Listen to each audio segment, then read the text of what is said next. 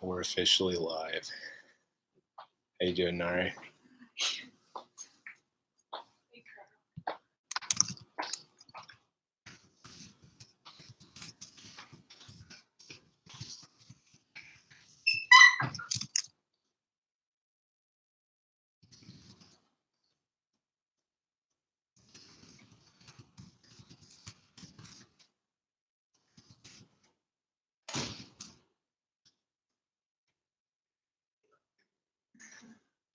Pretty close.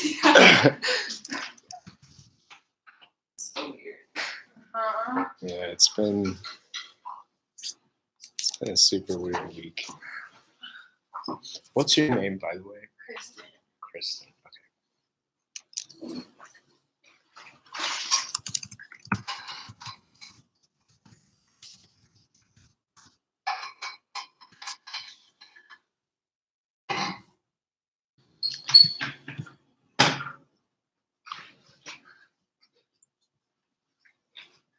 Did any of you guys do the first practice final yet? Okay, for number.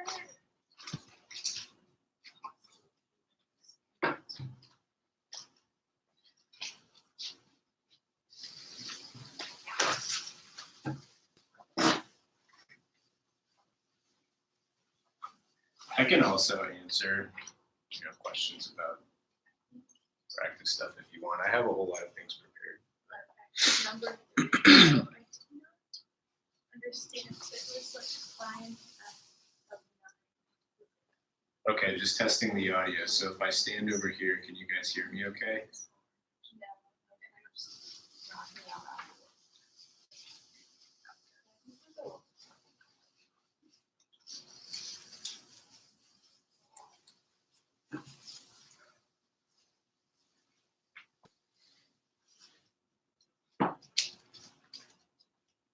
All right.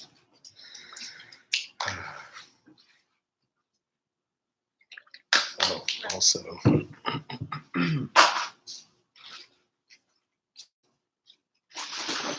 I bought all this candy. I don't think so. No, a lot of people are leaving. Yeah. Are you gonna do pretty similar things today and tomorrow? No, I'm planning on doing different examples for both. I mean, I'm going to try to cover all the material or a wide range of material for both of these.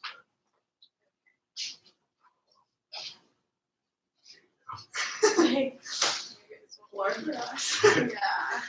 Yeah, we can pound the whole box. Do you want one or do you? Thank you. Extra. Thank you.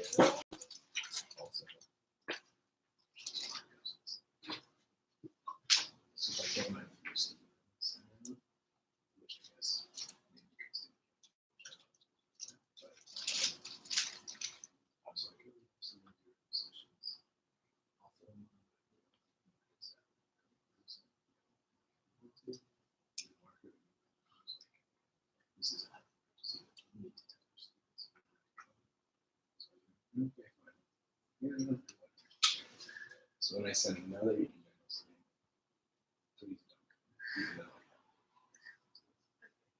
So I think in-person attendance will actually be pretty low. So hopefully it's not too. I'm gonna have to balance talking to the camera and talking to you guys. So we'll see. All right. Well, I guess we can get going.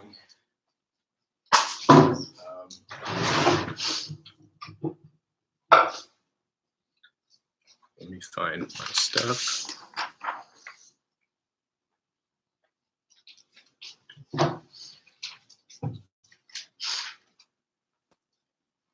So, welcome. Hello, people online. My plan for today is the same as usual review sessions, which is I just have a bunch of examples planned to cover as much of the content from class as we can get to. And then the review session tomorrow will be similar, but I'll do entirely different examples if you want to watch both. Also, like with discussion sections, if any of you online have questions at any point, you can use the chat. I've got an eye on the chat so I can see if you ask a question. Otherwise, as weird as this whole situation is, we'll get started. Also, if at any point you can't hear me or if you can't read something that I write here, let me know too. Okay. And then you guys can ask questions. So, I guess I'll just start. Let's start off with an integral to warm up.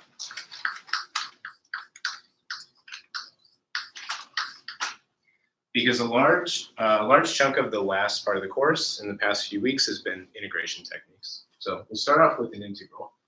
Let's do the antiderivative of x log x dx.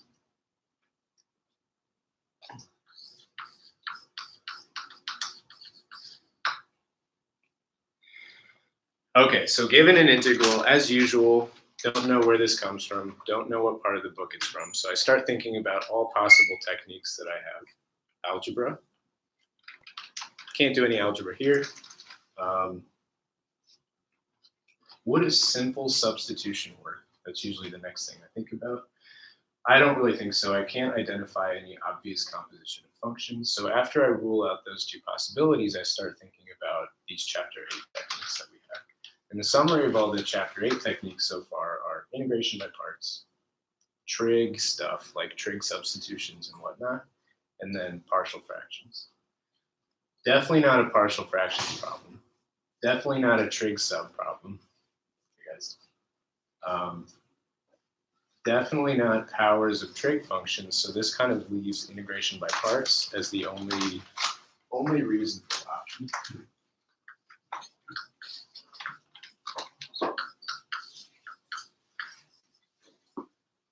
Also, I kind of buy that this is an integration by parts problem just because I have a product of two things, and that's a typically good indication of when to use integration by parts. Okay, so anytime we use integration by parts, let me remind you of the formula.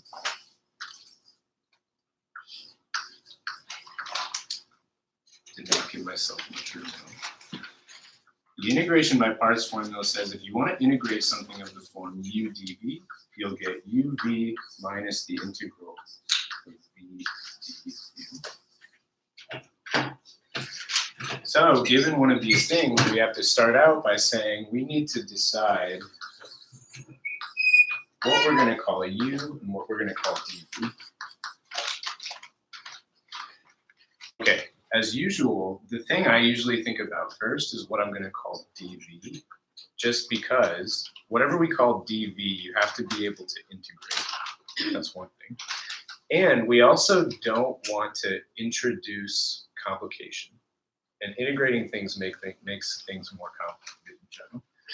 So looking at an integral like this, I have two reasonable possibilities. I could call dv x, or I could call dv log of x. The thing that stands out to me is, am I going to call dv log of x? Probably not. Do I even know how to integrate log of x? Maybe, maybe not, but it probably will get more complicated too. So I don't want to call dv log of x, so instead I'll probably call it x. And you need to call it x dx too. Don't forget the differential. That leaves u as log of x.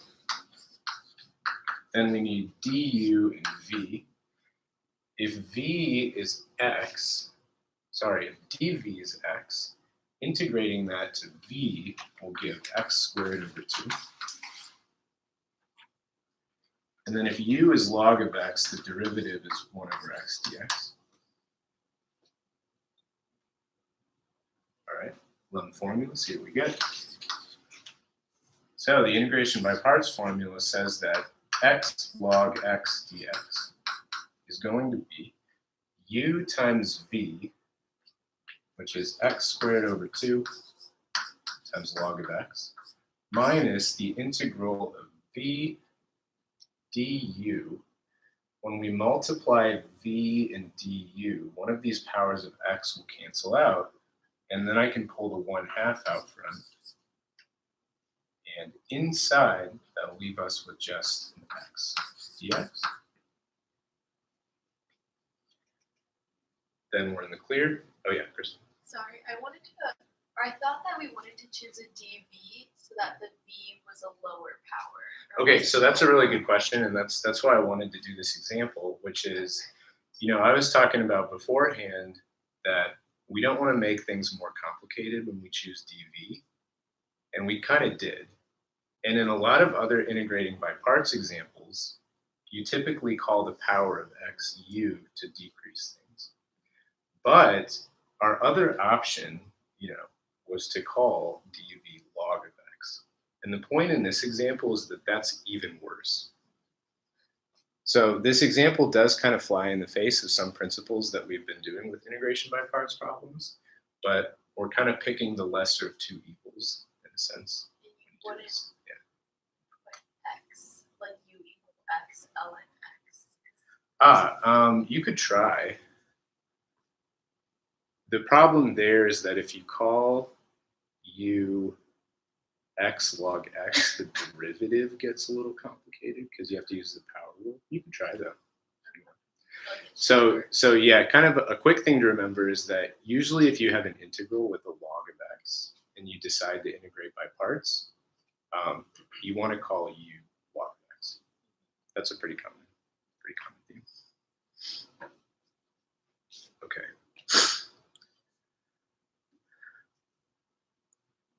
This will be uploaded later.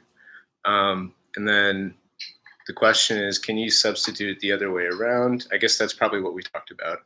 Probably not, although try it if you want. Okay. So let's finish this off.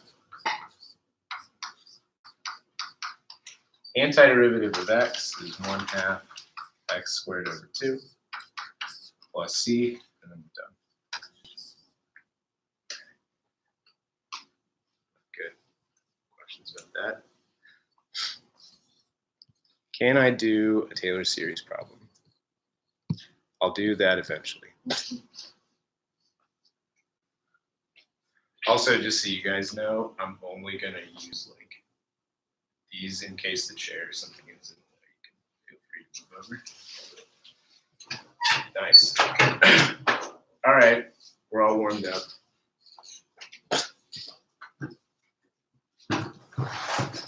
One down, many more to go.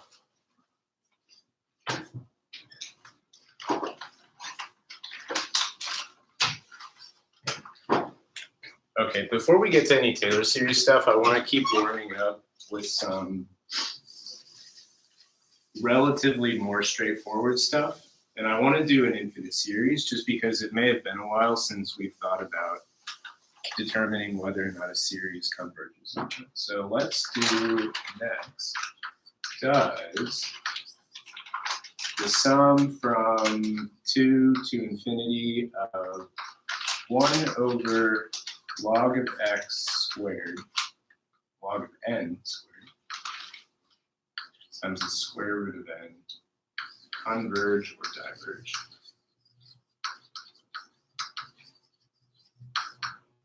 Okay. That's next up. Also for you too, I've got a bunch of fruit snacks. Get some already. I'm going to eat them all otherwise, so please have some. Okay.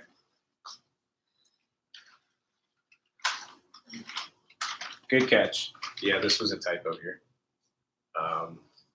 Thanks.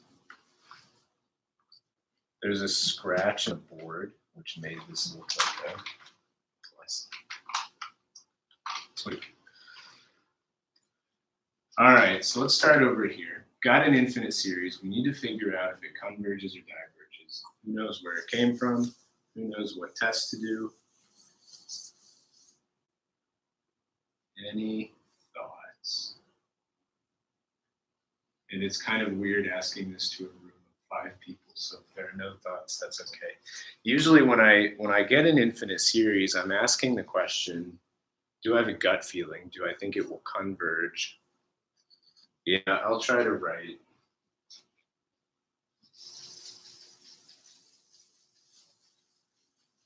We'll have a very restricted board view.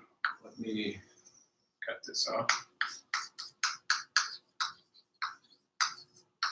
So given an infinite series, I'm usually asking the question, do I have a gut feeling? Because if I have a gut feeling, that'll guide me in the right direction.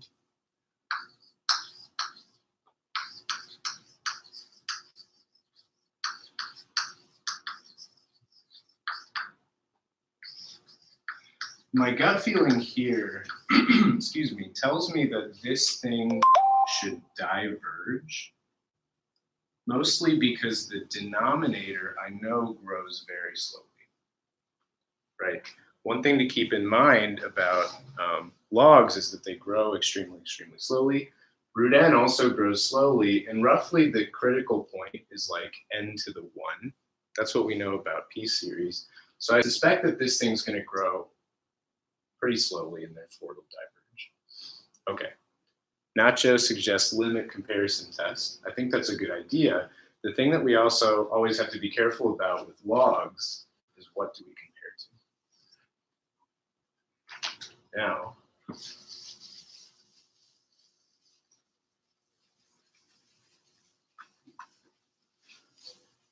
the point of this example, and this is similar to things that we've seen throughout the quarter, the one thing that you can't do here is run comparison with 1 over root n. That will not work. So that's the thing that you can't do.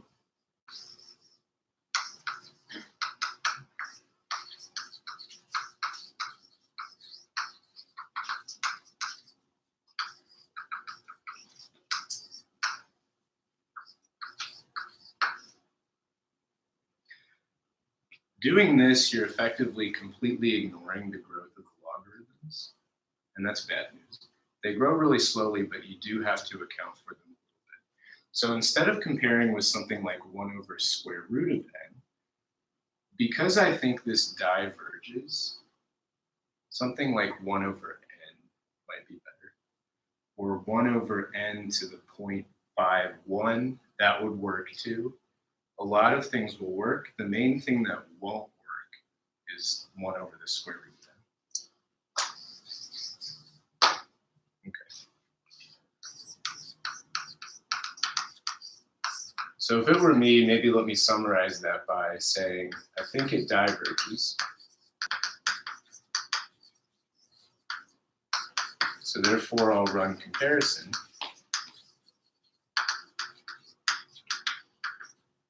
With the harmonic series.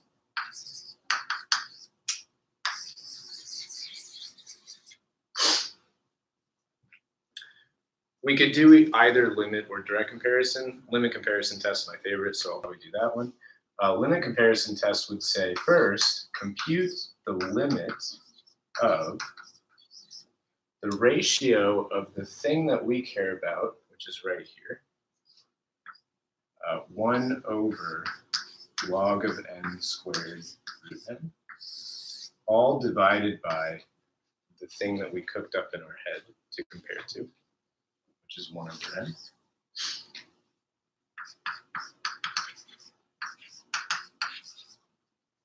Simplify the fractions here, and the n flips all the way upstairs to something like this.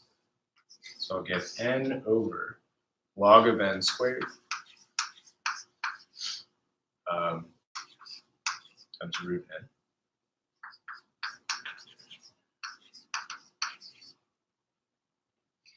N over root n is root n. And then this limit here is infinity.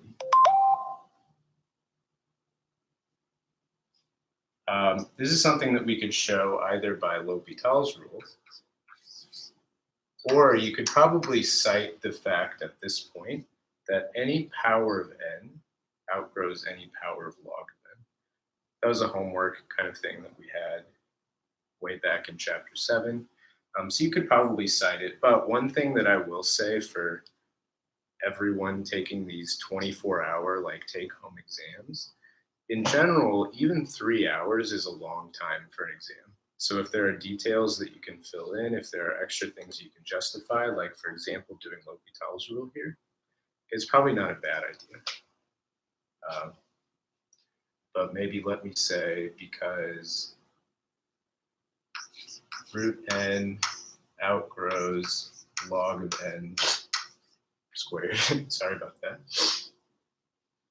So then I'll continue over here to finish it off.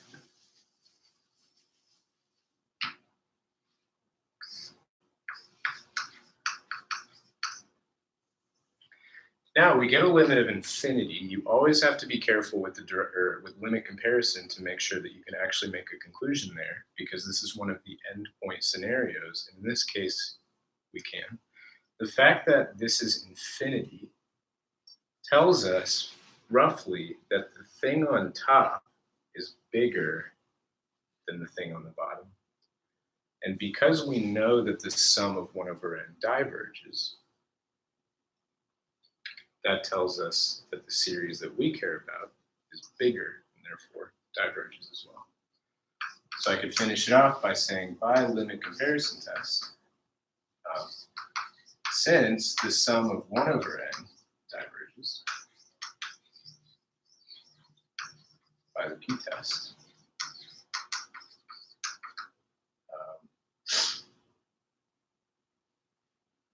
our series diverges as well.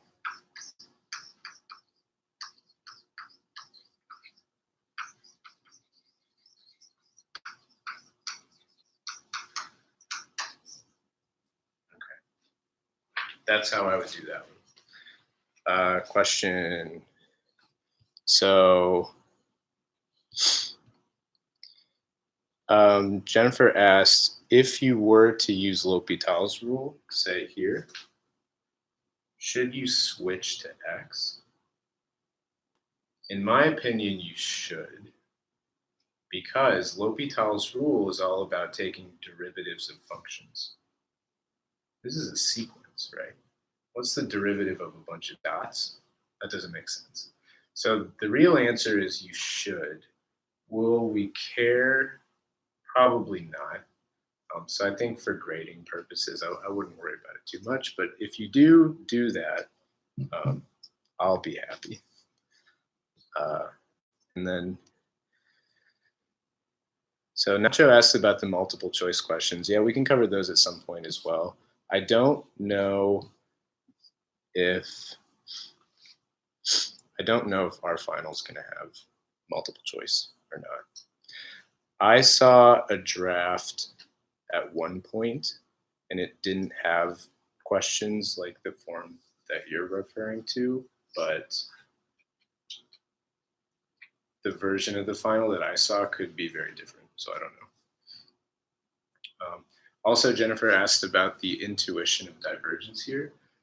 Whether or not a series converges or not is all about how quickly the terms go to 0. So in particular, if they go to 0 very fast, it probably converges. And if they go to 0 very slowly, whatever that means, that's really vague, it diverges. And my intuition just tells me that this goes to 0 slowly. Now, that's a little vague, but in particular, I can see that it'll go to 0 slower than 1 over n is the key. Okay. So let me continue on with examples that I've prepared, and then we can come back to some other things. Sound good to you guys?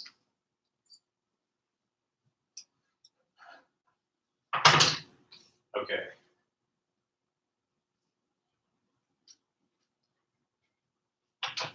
Let's do something a little different.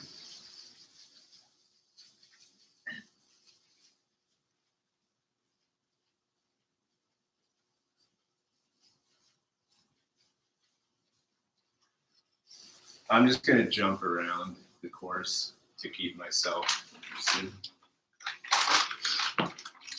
The next thing I want to do is evaluate the expression What did I pick?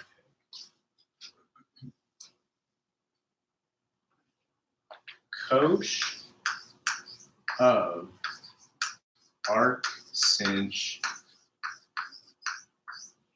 of 2. Okay.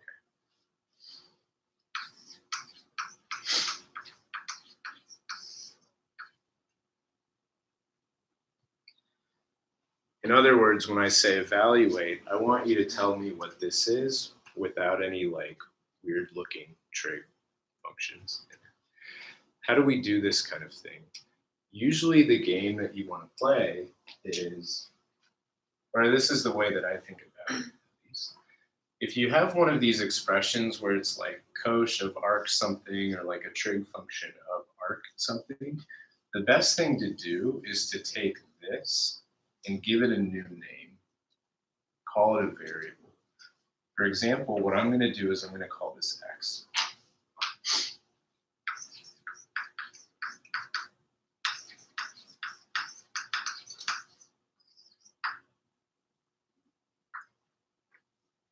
I'm going to let x be arc sinh of 2. Now, the other thing I could say is, presumably one way you could go about this is you could say, maybe I could just figure out what arc sinh of 2 is, and then just evaluate cosh of that, but I don't know what arc sinh of 2 is. So I'm trying to do something a little more clever for that reason. Okay, so I've called x arc sinh of 2. Why is this useful? It's useful because arc functions are really hard to understand.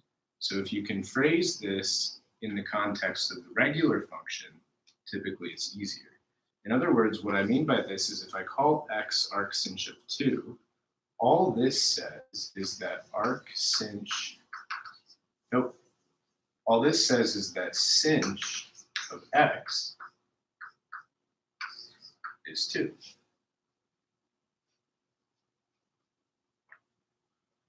Fair enough. I just cinched both sides, roughly. Okay, so sinh of x is 2. What do we ultimately care about? Cosh of x. So I know something about sinh of x. We care about cosh of x. What identity do we know that relates these two? And then I don't know if you guys did any hyperbolic trig stuff.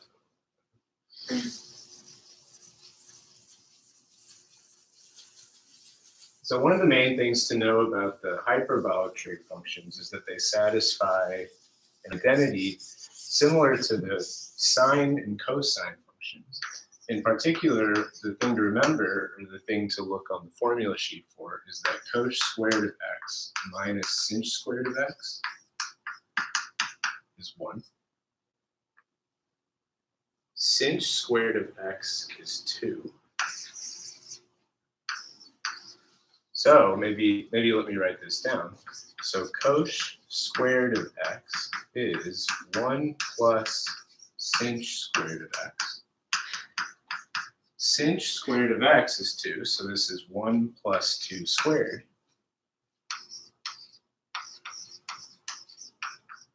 So solving for cosh of x, it looks like this is going to be the square root of 5. And I claim that we're done because what were we trying to find? Cosh of x, that's exactly what this is. Cosh of x is cosh of arc sinh of 2.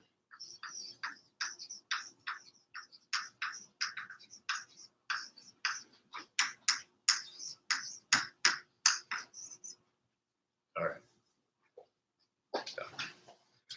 So for people in Marco's class, this is one thing I'd be able to do is I'd be able to parse expressions like this, or I could ask for the same kind of thing with regular trig functions. Yeah, if you're in Popa's class watching this, then you don't have to worry about that, I think, probably. All right, cool. So for people online, this will be a Marco-centered, Marco-focused exam or review session. All right, questions about that one? Sweet. Moving on.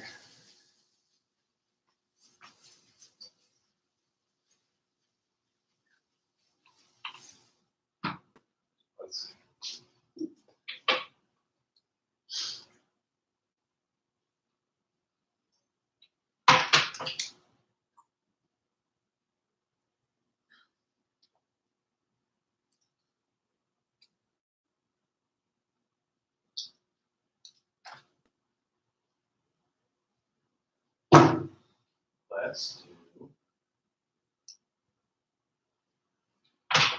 Let's find a MacLaurin series. Okay, so next up is going to be compute the MacLaurin series of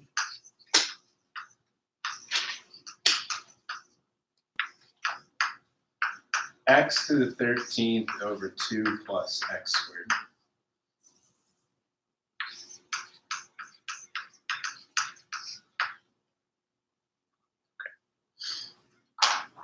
So, if any of you guys have checked out any of the mock finals that Marco uploaded, he has some kinds of question where it's like, oh, match all these things with their corresponding MacLaurin series. So it's like a matching problem. The way I would approach any of those problems is I would just look at the first function and find the MacLaurin series myself, and then look in the list there and pick the correct one. So all of those problems to me are just compute the MacLaurin series. So you could be given a question like this, or it could come up in the context of like match all these different things. In any case, what do we do here? The main computational tool that we have for computing MacLaurin series is to use well-known MacLaurin series to our advantage.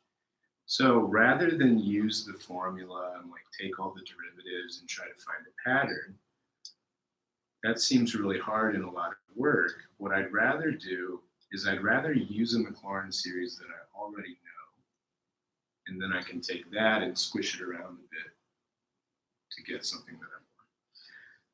So I look at that and I think, which MacLaurin series that I already know could be helpful to me? Definitely not like e to the x or sine of x or anything like that. If anything's going to be helpful, it'll probably be the 1 over 1 minus x MacLaurin series. In particular, I'll recall that 1 over 1 minus something, I'll phrase it like this, we can expand as the sum from 0 to infinity of something to the n. This is going to be the key here. And all I want to do is I just want to take this expression and goof around with it until it looks more like this.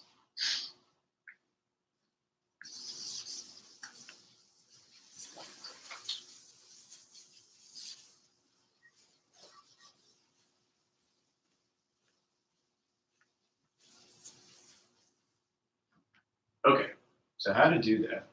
Well, I look at this and I have what I count 3 issues. The top is not 1. This number is not 1. And this number is not a minus sign. So I've got 3 issues to fix, and if I can fix those 3 issues, we're in good shape. So first,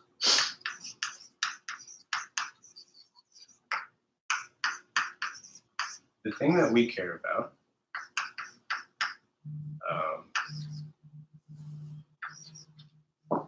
sorry for my obnoxious move.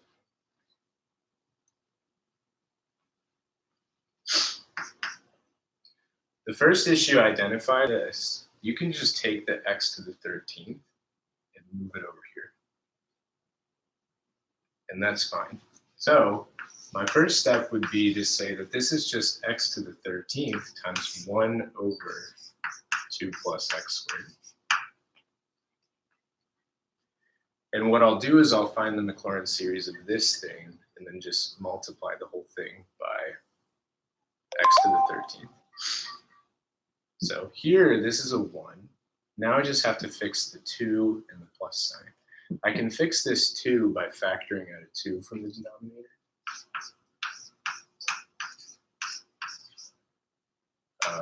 If I pull out a 2, this will be 1 plus x squared over 2.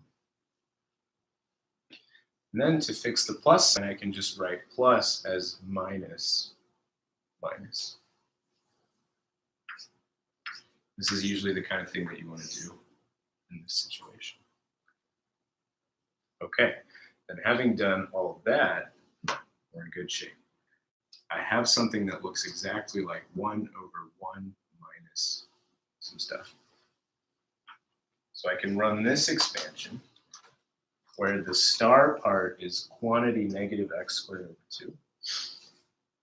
So by this formula here, this will be x to the 13th over 2 times the sum from n equals 0 to infinity of blah, blah, blah, blah, blah to the n. And it's not a bad idea in these problems to simplify this expression. Okay. So I'll do that over here.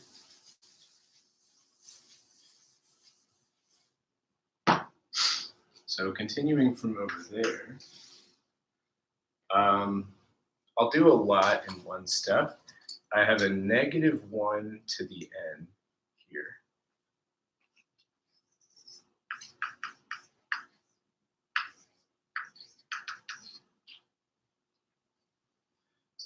The 1/2 I could multiply back inside the integral. I could put a 2 there. And then here, whoops, oh yeah. I have a 2 inside the parentheses here. So this is like 2 to the n times the 2 out front is n plus 1 copies of 2 in the denominator. Then I'll have a power of x. Here I get an x to the 2n. And then I have 13 copies of x out front that I can multiply in. So the total power of x, it looks like, will be x to the 2n plus 13.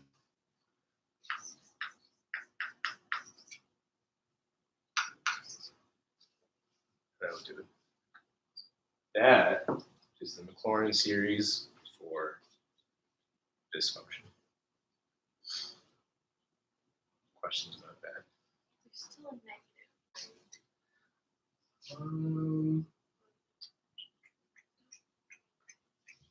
Oh, yeah. Sorry. I don't think so. I think I accounted for that with the, so negative sign here, and then that gets picked up as the negative ones. Okay. That's.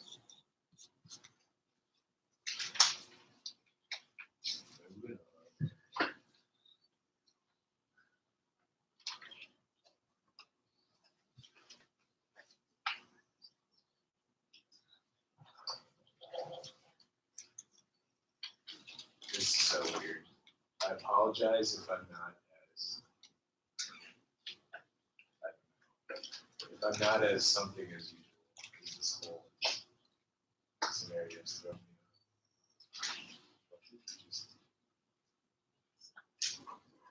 off. All right. Let me do an improper integral.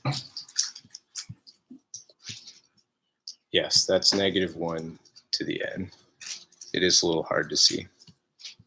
Thanks, Nacho. Okay. Improper integral next, which I did not get to talk about with anyone yet. Anyone in Marco's class. Let me do an improper integral. This one can be maybe on the hard side. How about that?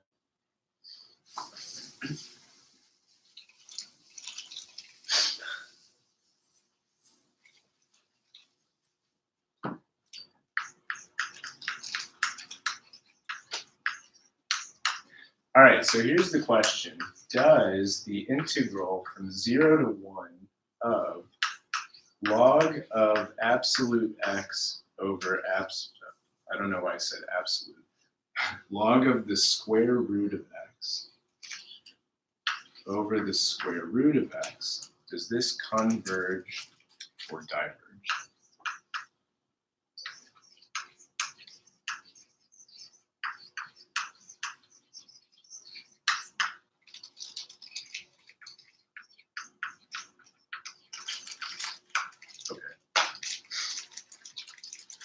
What's the point here? Like I said, for Marco people, I haven't talked about improper integrals with anyone yet. What does it mean for an integral to be improper? It just means that infinity is involved somehow. In particular, in this integral, what's the issue? Yeah, the issue is that this function doesn't really make sense at 0 for a couple reasons, one of which is the log of 0. And there's also a power of x in the denominator. So this integral right here is bad news because of 0. This is what makes this integral improper.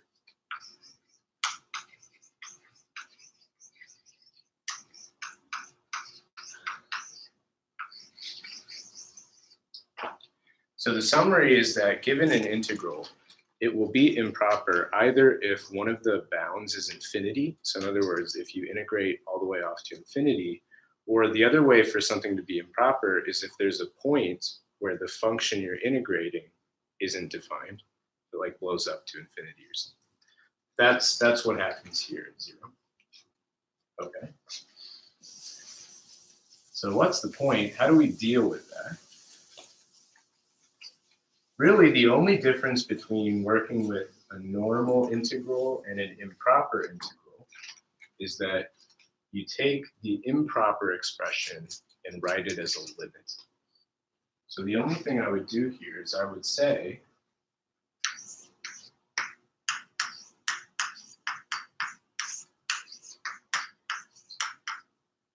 this integral that we care about doesn't make sense as written because of the 0 here. So what do? Instead of integrating from 0 to 1, I'll integrate from a parameter, which I'll call maybe r, to 1.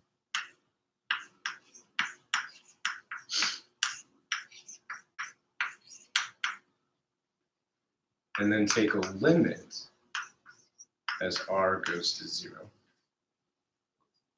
That's all we're doing. Now, the next thing that I'll be a little picky about is I only care about the one-sided limit. It doesn't make sense to take, for example, the limit of this expression as you go to 0 in general, because a limit accounts for both sides. And can you approach 0 from the left here? No, doesn't make any sense. So we specifically want to approach the limit, approach 0 from the right. Okay, so good question is, in a problem like this, should we say like, oh, by the way, this is an improper integral before we start doing anything? Probably not. I think in your head, you should realize why something is improper, but I don't know that it's necessary to start out by saying, like, oh, I know the integral's improper.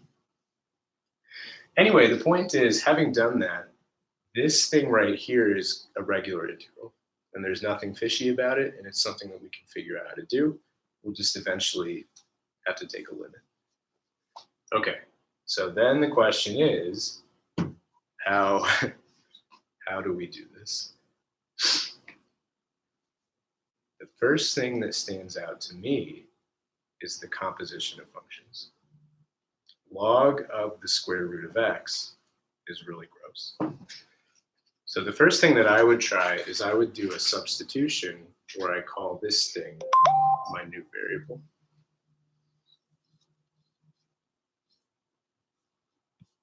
Wow. Is that serious? My brother just texted me all restaurants in Ohio are closing indefinitely. That's insane. Boston All right. as a state might just Really? shut down. No, not Boston. Okay, so what did I say? I said, yes.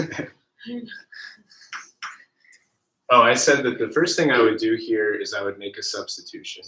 And here's the way I would write this if I were writing a test solution. And this is something small, but it's the kind of things that stand out to the people grading your exam.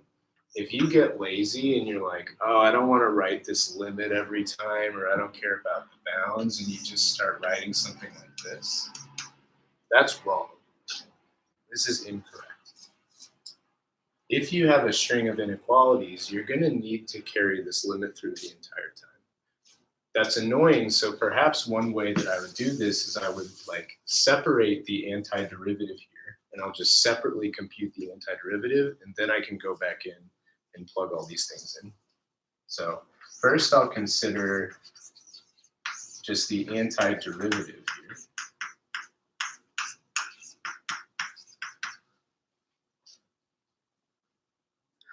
So you do have to know about improper integrals. You don't have to know about the integral test.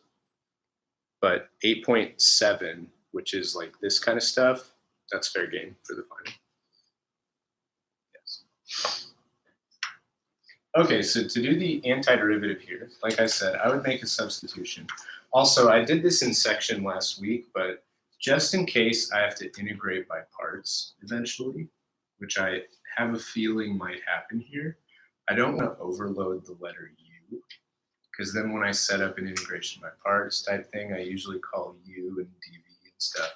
So rather than use U as my variable, I would start off by saying t, for example, equals the square root of x. What is dt? X, the square root of x is like x to the 1/2. Power rule says bring that down, 1/2 x to the negative 1/2. So this would be like 1 over 2 x root x dx. And so this indefinite integral, the antiderivative, turns into what? I've got log t on top, and then 1 over root x dx, that is 2 dt. So I get a 2 which pops out front, and then dt. So far, so good. Then that looks a little nicer, but then we have to figure out how to integrate log t. That's where integration by parts comes in. So for the people that were in section this week, I did examples, or live streamed section on Thursday. I did examples where I integrated something like arc tangent maybe, and I made a comment that to integrate arc blah, blah, blah, blah, you always integrate by parts.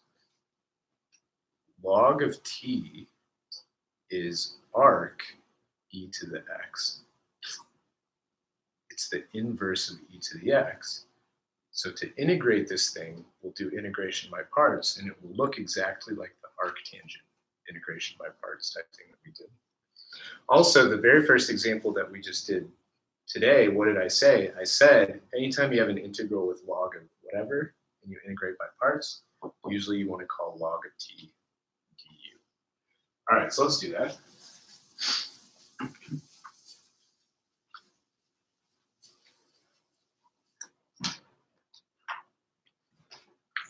So I'll set up an integration by parts. I need to call u something, and I need to call dv something. Like I mentioned at the beginning of this video, or stream or whatever, typically you'll want to call u the logarithm. And that doesn't leave many choices. We have to call dv dt. then du is 1 over t dt. If dv is dt, v is t. And this implies that 2 log t dt by the integration by parts formula is u v. So that'll be t log t minus the integral of v du. T times 1 over t is just 1. So this turns into dt.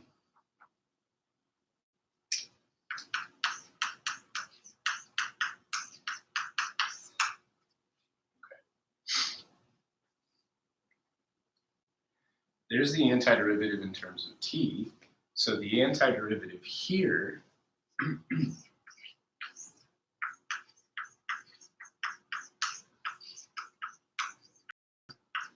is t was square root of x, so this turns into square root of x times log of the square root of x minus the square root of x. Okay. I forgot the 2. Thanks, Ian. Good catch.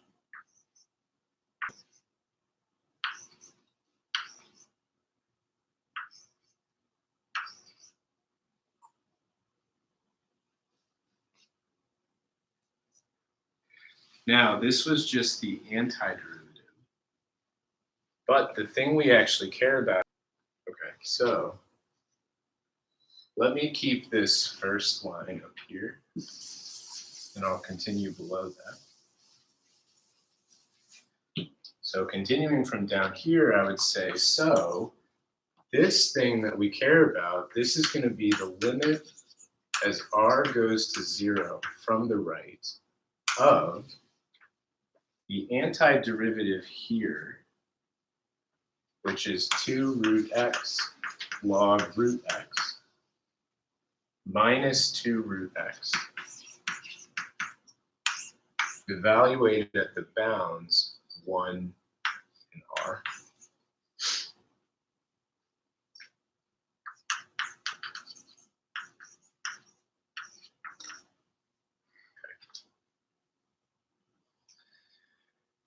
Let's see, when you plug in 1 for x, log of 1 is 0. Thanks, Kavita. I think that's what I did. Log of 1 is 0, so the only thing that survives when you plug in 1 is the negative 2. And then minus, plug in r here. So this will be 2 root r log of root r minus 2 root r.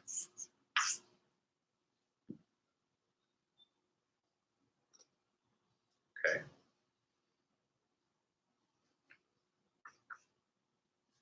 Now, as r goes to 0, anyway, let me stop first.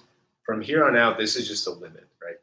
This is just a 7.5 type problem, something like that. As r goes to 0, the negative 2 is constant, so it chills there. This part here goes to 0. So then all we have to figure out is what's happening here.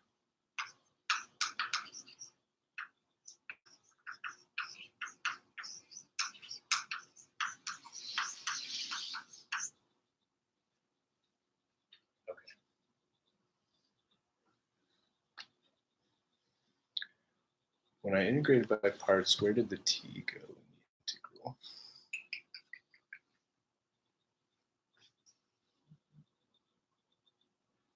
So if you're asking about this, this was u times v minus the integral of v du.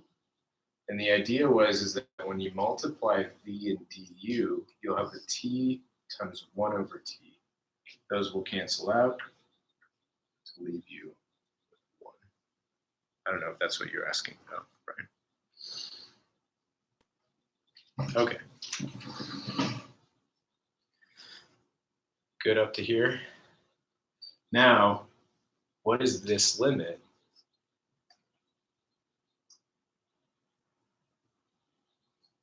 Zero times infinity. That's an indeterminate form. Uh-oh, so we're gonna have to use L'Hopital's rule for this.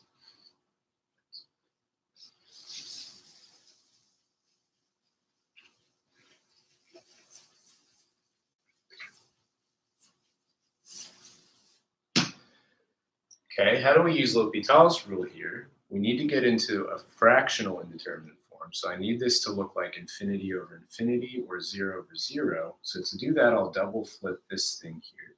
I can write the right-hand side there as, this is the limit as r goes to 0 from the right.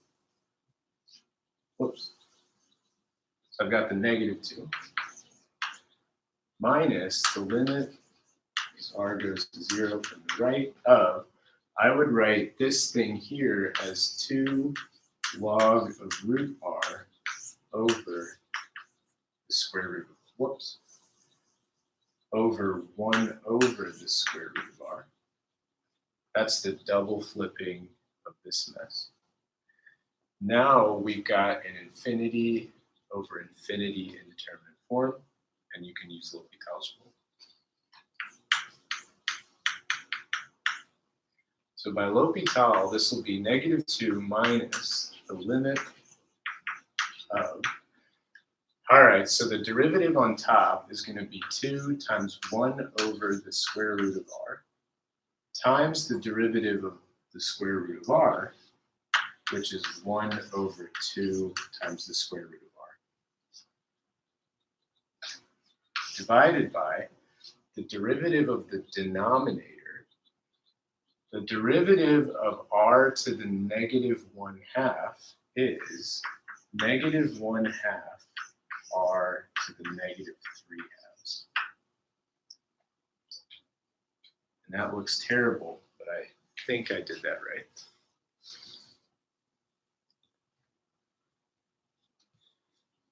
Yeah, so for this problem, I had to do both substitutions and integration by parts, but in general, hard to say. You could get something where you have to do both, or one, or the either, or neither. It kind of really depends. Any kind of integral could involve any number of techniques. All right, so here, usually the move is to simplify things as much as possible, right?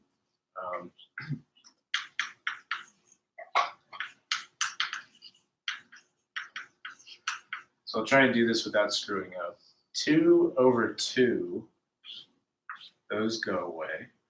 This is like -2 on top.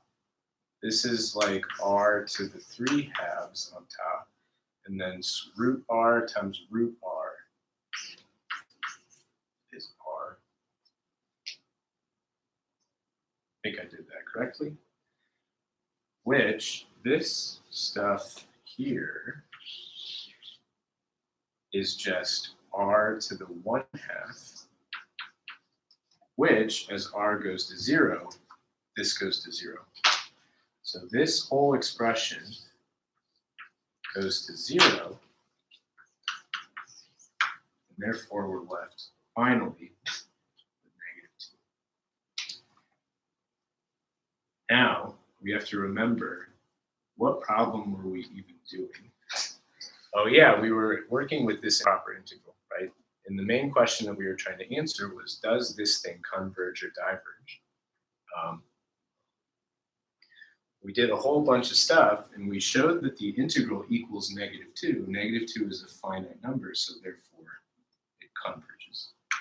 So to finish it off, I would say, since -2 is finite, the integral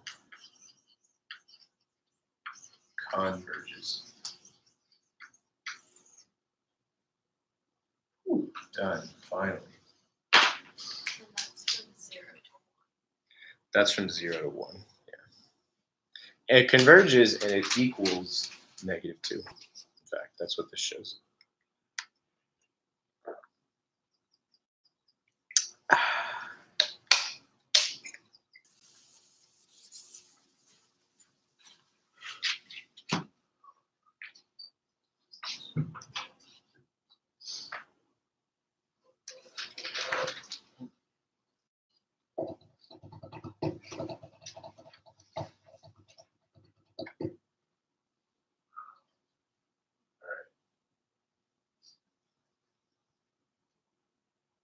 Let's do this.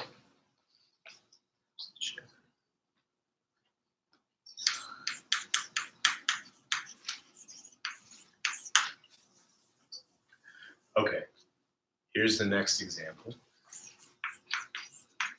I'm giving us a function, e to the negative x squared, and I want the 32nd derivative of this function at 0.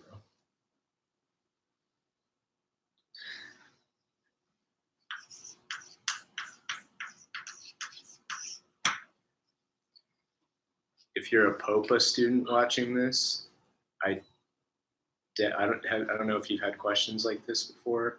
Probably wouldn't ask something like this, but it's really interesting. So it ties together some ideas that we have. So anyway, if you're a POPA student, I probably wouldn't worry about it too much. Okay, so I've got some function. Someone wants the 32nd derivative of 0. What's the point? If we wanted to, we've got time, we could compute 32 derivatives of the function and then plug in 0. But that would be insanely boring. We'd probably screw up. And it would be probably relatively difficult too, because if you think about taking derivatives of this, every time you do that, you'll pick up like a negative 2x from the chain rule, and then you're going to have to start doing the product rule, and it's going to get crazy. So you could do it if you were good, but that's not the point of something like this. The point of a problem like this is to find the MacLaurin series of f. So first,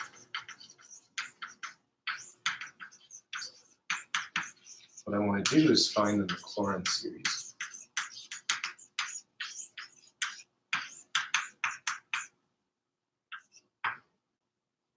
Okay.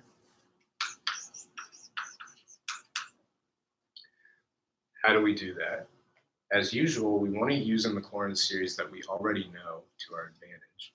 Probably the thing to use is e to the blah, blah, blah.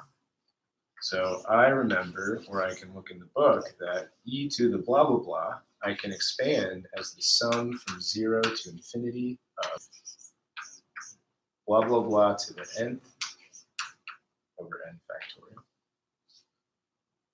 So what does that tell me about e to the negative x squared?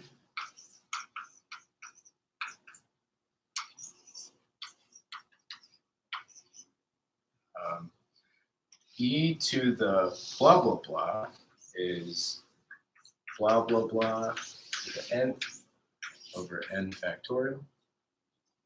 And then, as usual, I'll simplify this a little bit so that it looks more normal. This will be the sum. Sorry if you guys can't see. Here, I pick up a negative 1 to the n, x to the 2n over. What do we do with that? The idea is that what's the formula for any MacLaurin series? Like, what is a MacLaurin series? It is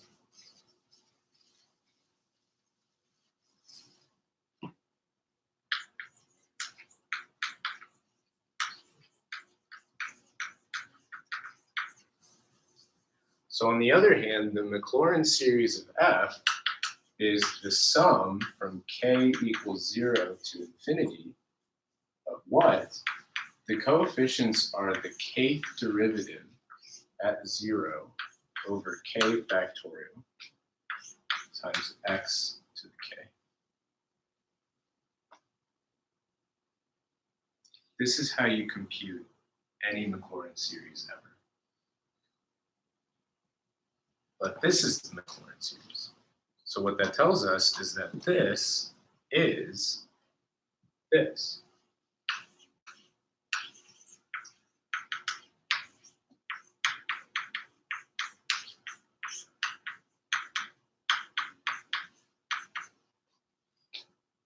blah, blah, blah equals the sum from n equals 0 to infinity of -1 to the n, x to the 2n over n factorial. Okay, what's the point? The point is that the thing that we're trying to find, which is the 32nd derivative of 0, how could I determine that? I go over here and I think,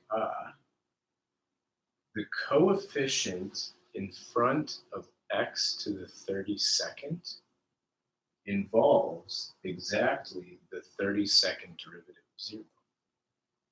So in order to figure this number out, I could look at the coefficient in front of x to the 32nd.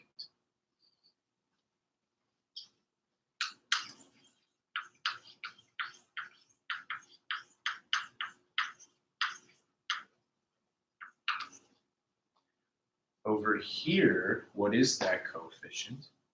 Well, x to the 32nd, I want this number to be 32, which means k would be 32. So that would give me the 32nd derivative of 0 over 32 factorial.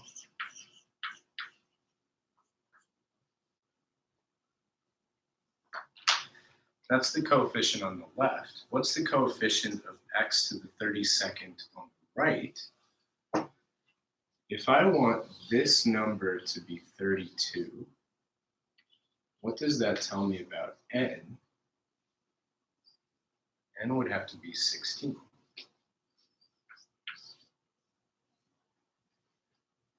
And if n is 16, the coefficient in front of that power is going to be -1 to the 16th over 16 factorial.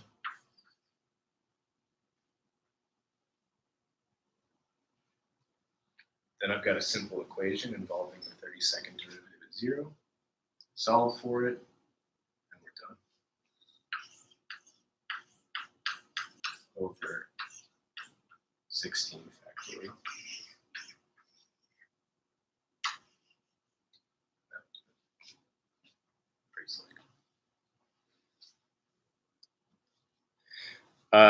Yes, it does say the kth derivative of 0. Sorry. So these are all k's.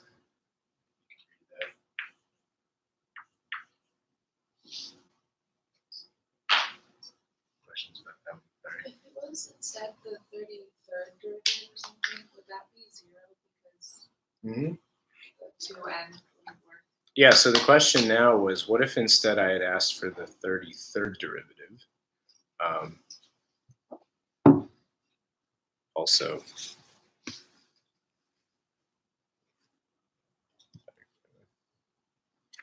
if I had also asked for the 33rd derivative, the process would be the same, the only, no, 2n is always even, so therefore the coefficient in front of that thing is going to be 0. Nice.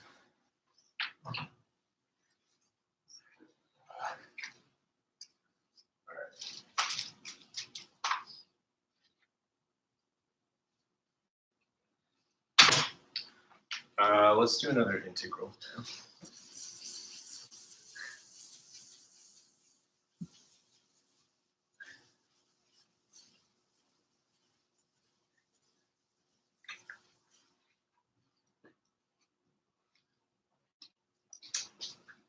One over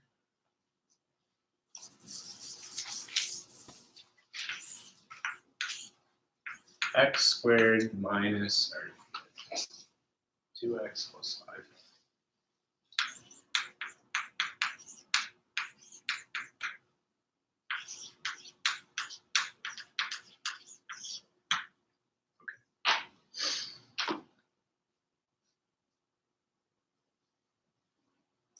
I'll let the internet think for a few seconds. I don't know if you guys have any ideas, but the kind of thing that I'm always thinking about first is, can I do any obvious algebra?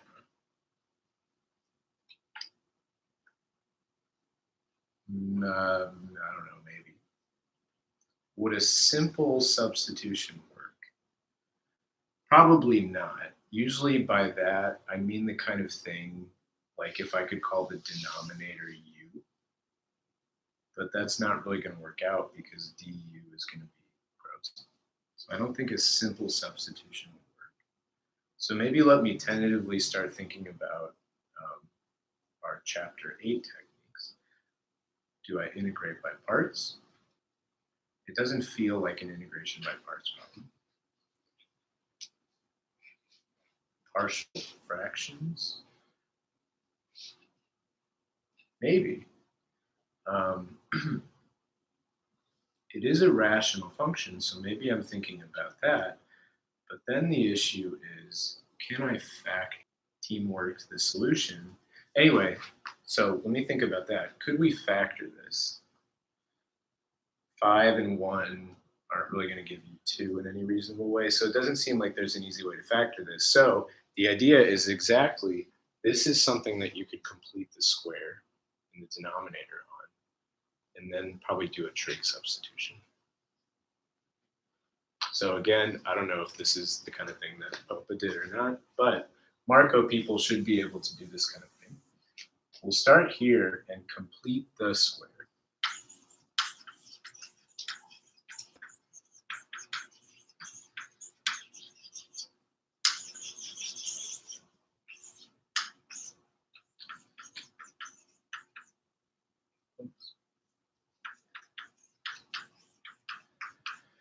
Okay, so now we have to dig back in our memories and remember how to complete the square. To complete the square, what do? You take the coefficient in front of the x, divide it by 2, and then square that. And that's the thing that you add and subtract. Why didn't the final answer contain a -1 to the n? So in that case, the -1 to the n was a -1 to the 16. And -1 to the 16 is 1. That's what happened. Oh, thanks, Natalie.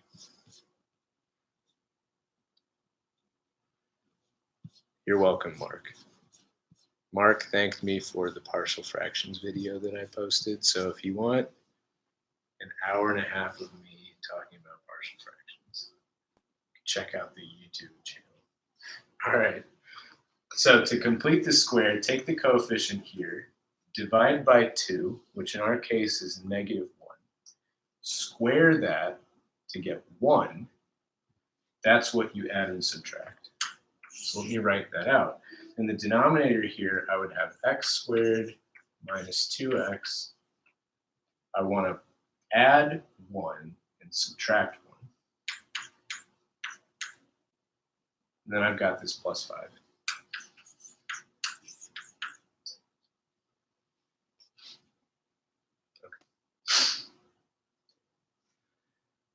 The point here is that x squared minus 2x plus 1, this thing factors. That's x minus 1 squared, if we did this correctly.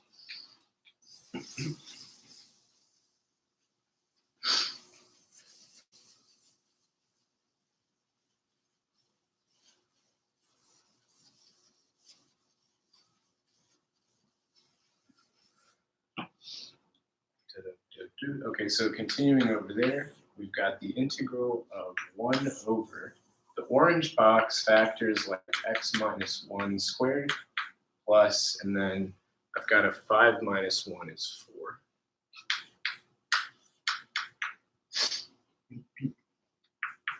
Okay. Then from here, I think Natalie suggested, or Jennifer suggested, a trig substitution. You could definitely do that. The other way that you could approach something like this, and we did problems like this early in the quarter, is to say, hold on a second. I already know that the antiderivative, or rather, I already know that the derivative of arctangent is what? It's 1 over x squared plus 1.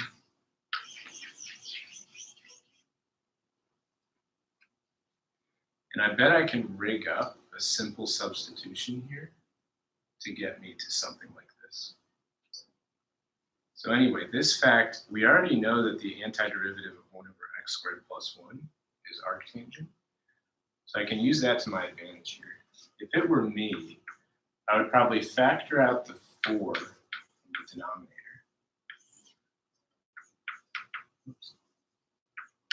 Over 2 quantity squared plus 1 dx. Then motivated by this, make a substitution where I call this thing u.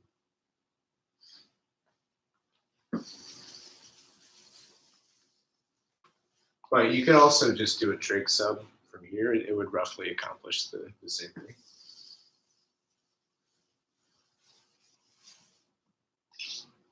So if it were me, I would let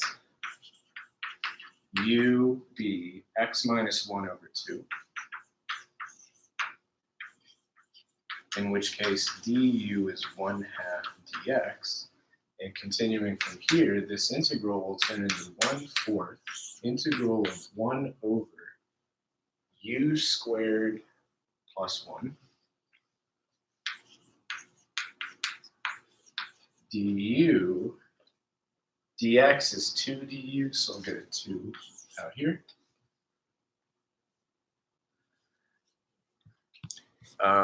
So Bryant asked, when should you complete the square in an integral problem?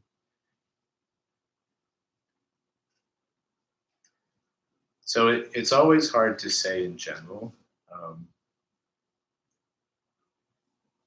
If you have a quadratic looking thing that you can't factor, that's a general indication that you might want to complete the square.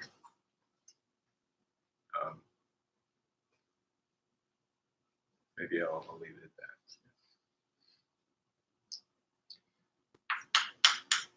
Pop back in for u, and that'll do it. U is x minus 1 over 2.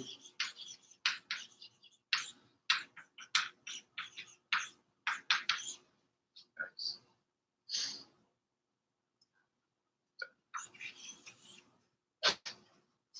It's the worst rectangle I've ever drawn.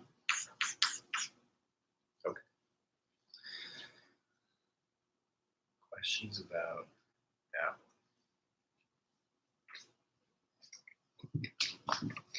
Yeah, so as far as completing the square, I mean, this could come up in partial fractions too. I don't know if Marco would ask a question where that happens, but in general, I'd say if you have something in the denominator, if you have a quadratic in the denominator that you can't factor,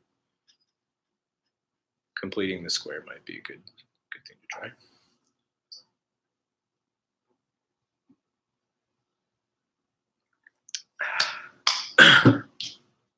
Okay.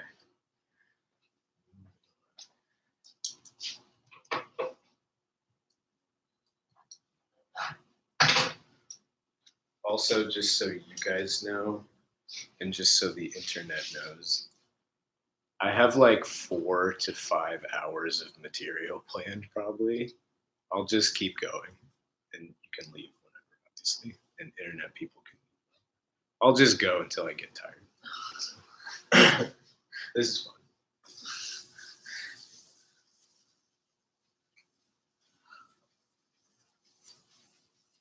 I could just live stream like nonstop until the exam starts. And just walk around with my computer, just do math all day long. Okay, what am I going to do next? Let's do.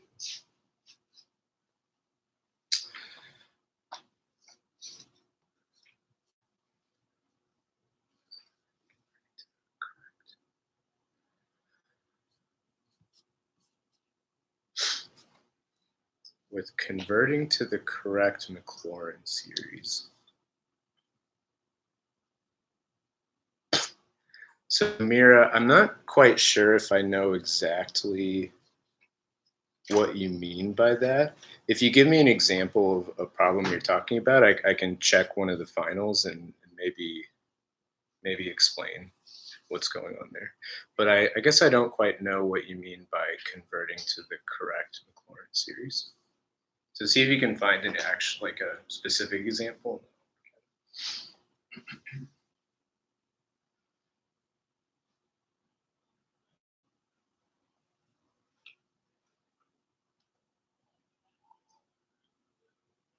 Okay, let's do this. Earlier, Kavita asked about finding a Taylor series for something not centered at 0. So I can do that next. That's a good thing to be able to do.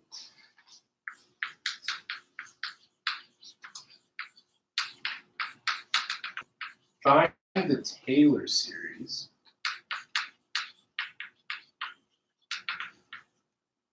of, let's do f of x is e to the 2x centered at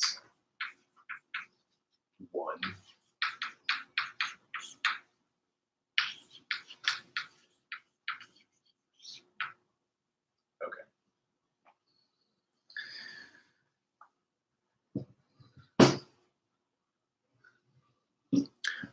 Okay. So I'll definitely do some more things like that. But in general, those matching problems, I would treat all of them by just like computing a MacLaurin series. But yeah, I'll do some more stuff like that as well. Okay, until then, got a Taylor series, and we need to figure it out. Now, usually if you're asked for a MacLaurin series, the thing you want to do is use a MacLaurin series that you already know. That's usually the point of the question. If you need to find a Taylor series centered somewhere other than 0, you probably cannot use a MacLaurin series that you already know. Like a good question you could have is, could we use the MacLaurin series for e to the x here?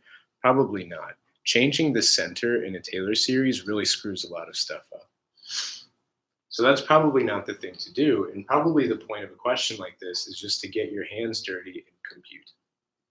In particular, just use the formula for Taylor series. Or another thing to, like another way to describe what I'm about to do here is just compute Taylor polynomials. That's the thing to do here. So recall that the thing that we need to compute is the sum from 0 to infinity.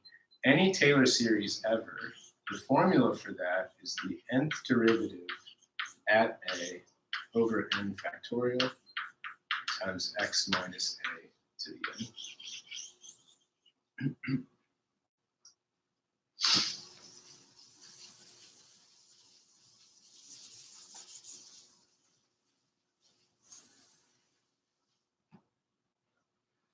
So I look at this expression and I think, what do I need to compute? Just these numbers. That's it. If we can get a formula for the nth derivative of f at, in our case, 1, we're pretty much done. So all we need is this.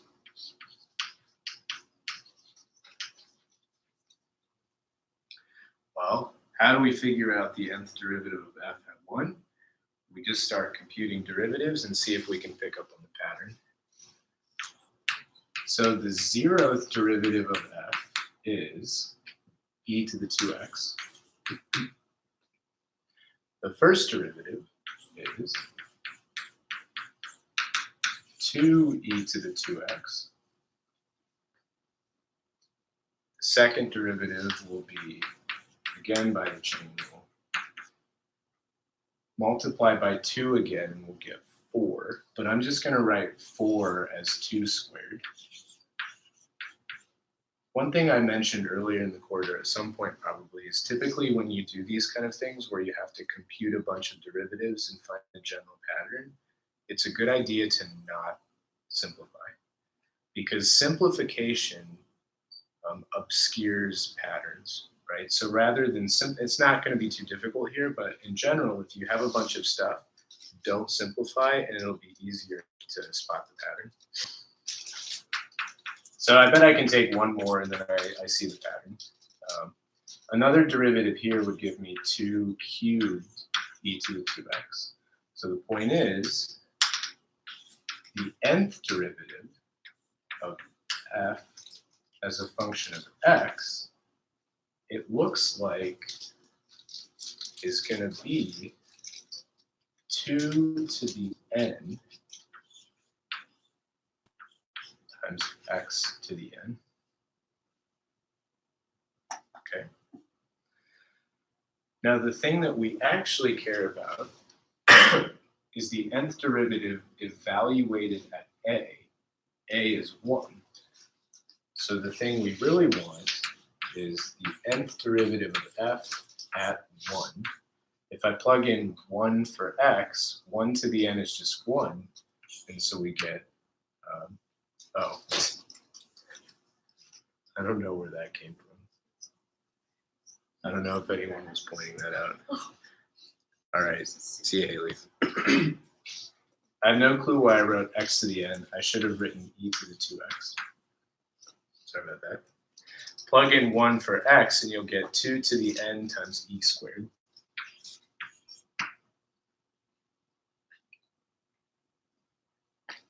Two to the n. Whew. I'm collapsing already. Those are the coefficients. Pop that in the Taylor series formula, and we're done. So the Taylor series is the sum from n equals 0 to infinity of the nth derivative of f at 1 is 2 to the n e squared over n factorial times x minus 1 to the n.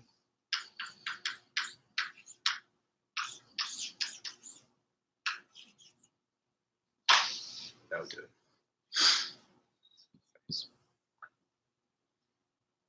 How's that? Okay.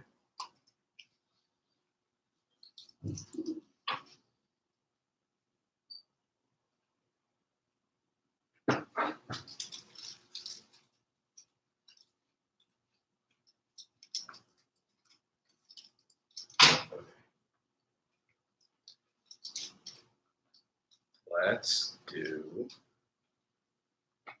an interval of convergence problem. How about that? Good thing to be able to do.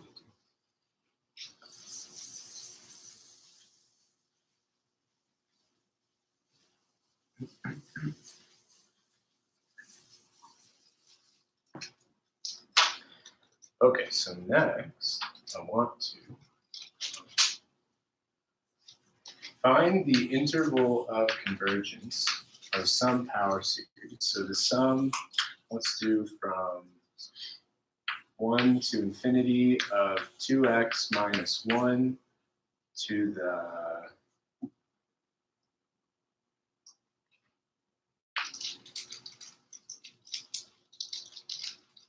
two n over the square root of n plus 1. All right, let's do that. Find the interval of convergence of the power series, which is quantity 2x minus 1, all of that raised to the 2n over root n plus 1. And Nacho asks, can I explain the radius of convergence? I will do so in this problem as well. Kavita says, to figure out the Taylor series, just don't multiply the 2's together.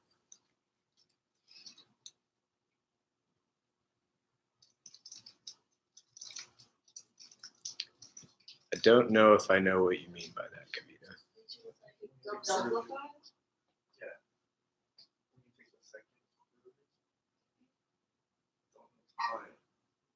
Oh, yeah. Okay, yes. Yeah. I mean, you could. Like 2 squared is 4, 2 cubed is 8. But at some point, you're going to have to figure out what is the nth derivative. And you'll need to do that in terms of n. So yeah, I would just leave things unsimplified. That's kind of what I mean by not multiplying things together. And I'll talk about radius here. Maybe so I'll ask, find the interval of convergence and radius of convergence. Okay. So as usual, how do we go about these problems?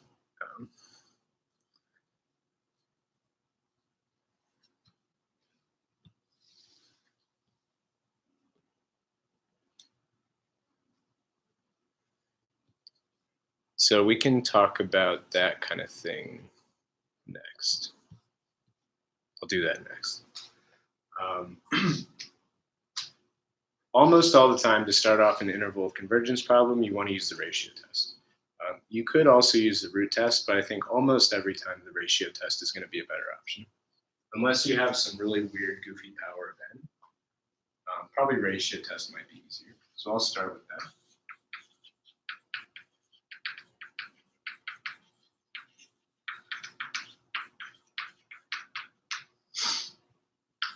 About this before, but again, these are really important in these problems. They really do matter. So as a grader, and as the person who graded the interval of convergence question on midterm 2, this kind of stuff stands out to me. We need the absolute values. The n plus first term here is going to be 2x minus 1 to the 2 times quantity n plus 1. So we'll have to be a little careful here.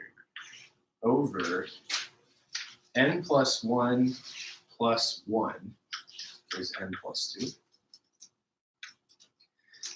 Divide by the nth term.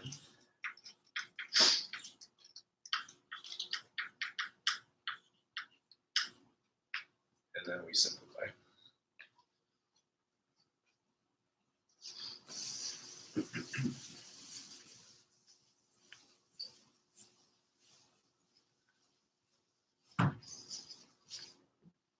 Okay.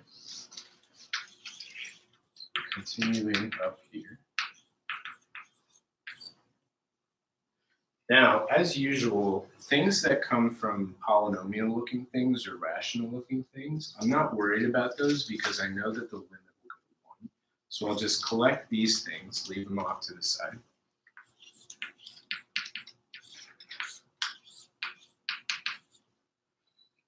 Now, how do these simplify?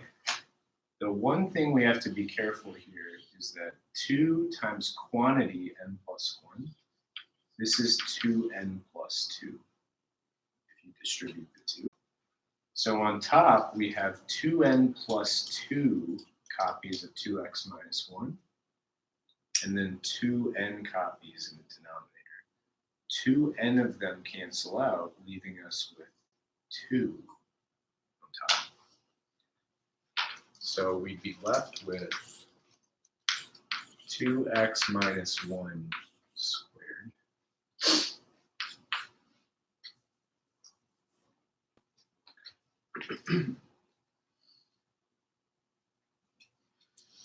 Now, take a limit as n goes to infinity. As I mentioned, this chunk right here is asymptotically like root n over root n. So this is going to 1. So the only thing that we're left with is this chunk. Now, in absolute values, but it's being squared, squared things are always positive. So in this specific case, we could drop the absolute values.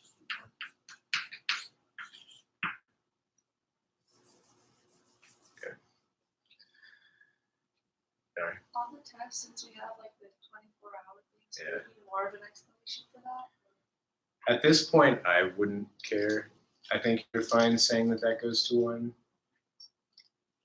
You know, if you want to fill in as many details as you can justify it more, but I think for a problem like this, it's okay to just say, yeah, I know that this goes to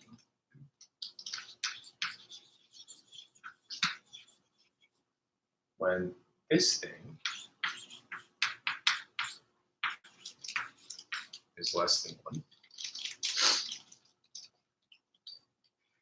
And usually what I'll do is I'll unravel what this means. Consider the positive and negative square root.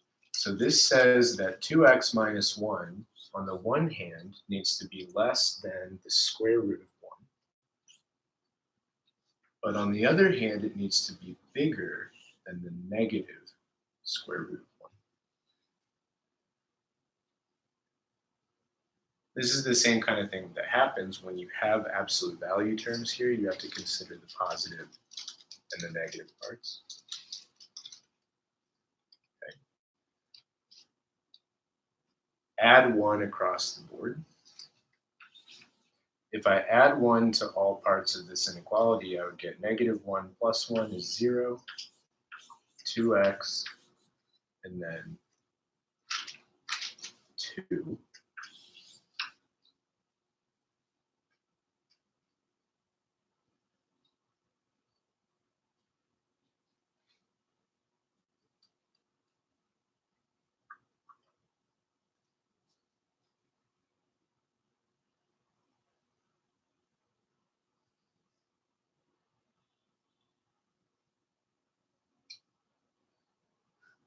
Okay, I'm sorry.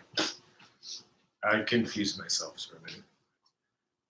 Which says that when you do this limit computation, whatever you get, if that thing is less than 1, it converges. So this less than 1 here, this is coming from the ratio test conclusion.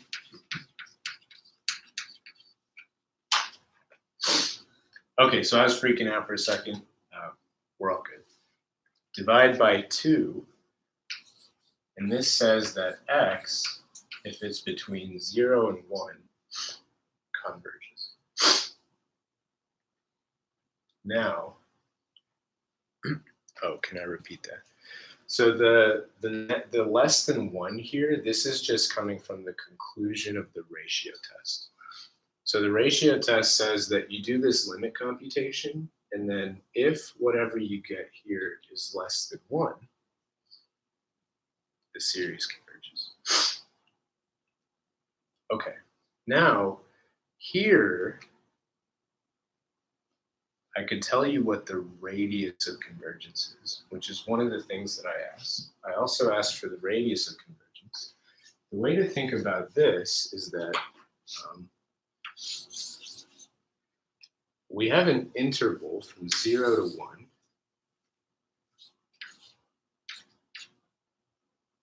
And we know for sure that this converges between those two. We don't yet know what happens at 0 or at 1 because the ratio test is inconclusive there. But to get the radius, you can look at an interval like this, find the center. The center in this case would be 1/2. And you could think about this as being like a circle with center 1/2. What would the radius of that circle be? In this specific case, the radius would be 1/2.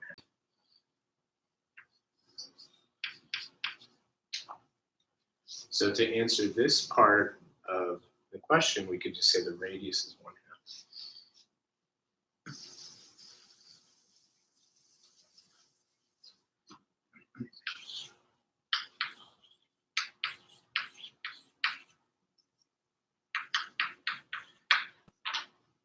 So anyway, the summary of radius stuff is that the interval of convergence, if you think about it as being a circle, the radius of convergence is just the radius of that interval. Ashley? If we're just asked for the radius, is it allowed to just factor out a 2 to the 2n in the numerator to get like x minus the center? Yeah, you can do it that way too. Yep. So that's the radius. And then to get the full interval of convergence, we still need to check endpoints. Because like I talked about here, we still don't know what happens at 0 and 1. So next, check endpoints. Plug in x equals 0 into the original series. What do we get? When x is 0, this is -1 to the 2n over root n plus 1. And here's one thing to be a little careful about. What is -1 to the 2n? It's always 1. -1 to the 2n, you could think about like -1 squared quantity to the n. -1 squared is 1, so this is just 1 to the n, which is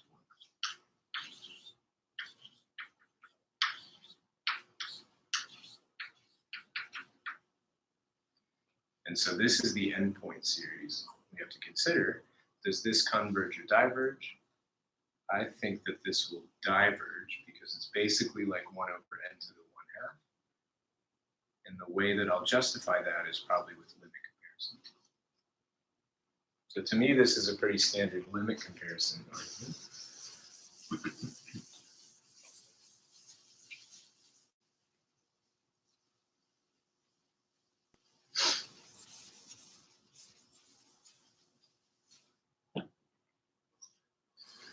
So I would say note that the limit of the thing that we care about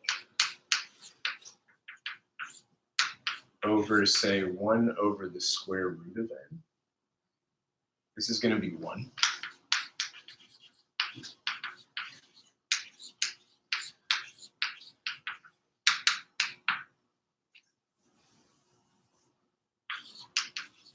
And that's good news because since we know already that the sum of 1 over root n diverges by the p-test,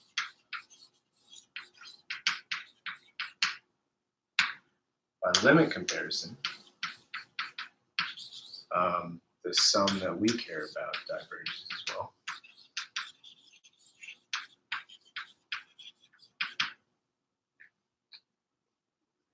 Okay, so that means the endpoint 0 don't include. What about the next endpoint? I erased what we found over here, but it was from 0 to 1. So the next endpoint is x equals 1. We plug that into the series. We'll get 2 minus 1, which is 1 to the 2n, over root n plus 1. That's the same exact series that we just did.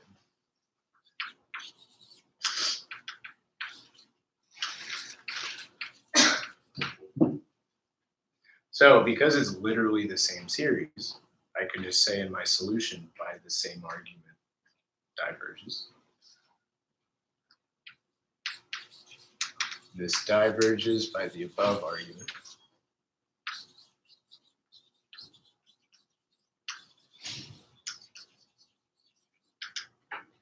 So the interval of convergence is 0 to 1.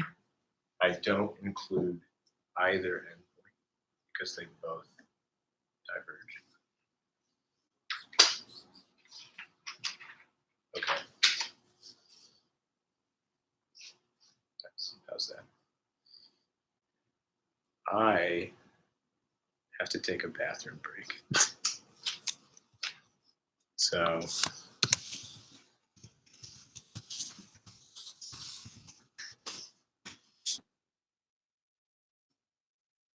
back in a few minutes. I'll be right back. You guys can chill.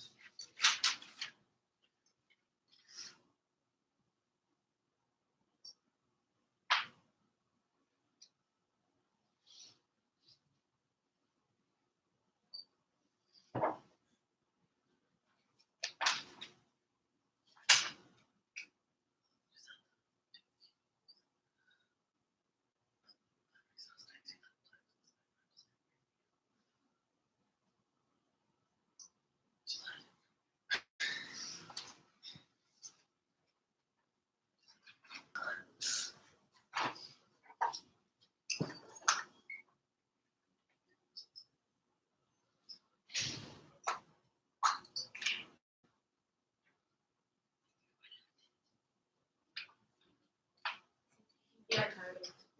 No, I'm just kidding.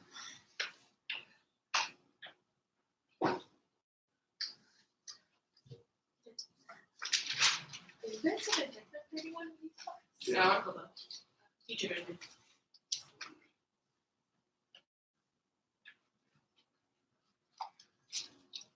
Do you guys have to like send me to for 24 hours too? Yeah. like just like screenshot our responses or like to make sure. For our test? Why? We're uploading it up to Oh, yeah. so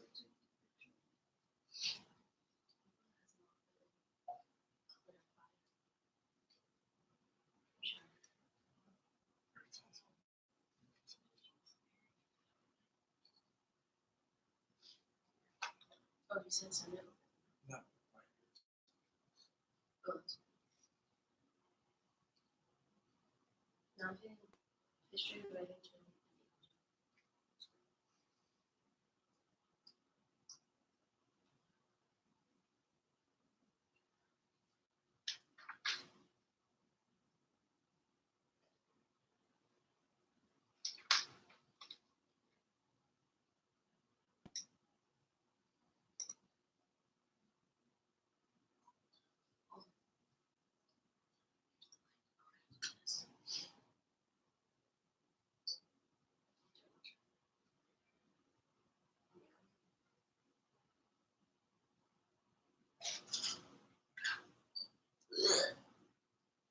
I can't listen to that.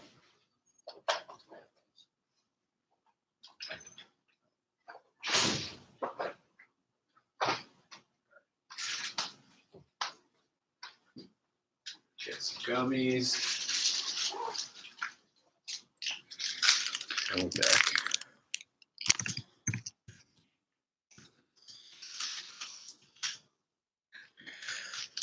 One sad thing for you guys online is that you don't get to eat my snacks that I brought. Too bad. All right. Mira asked about a MacLaurin series involving arctangents. Let me do that.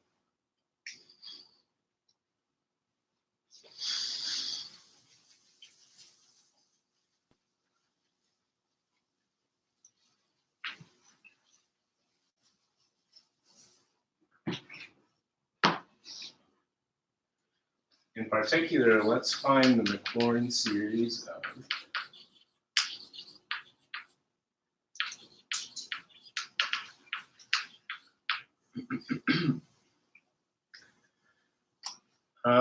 let's do this. I'll make it a little more complicated.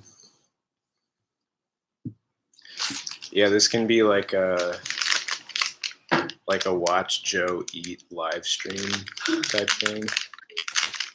That'll be my other new YouTube channel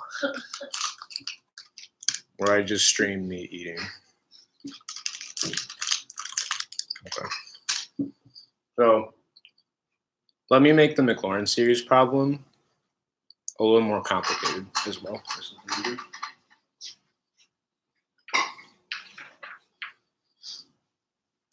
So let's find the integral from 0 to x of arctangent of x squared over x.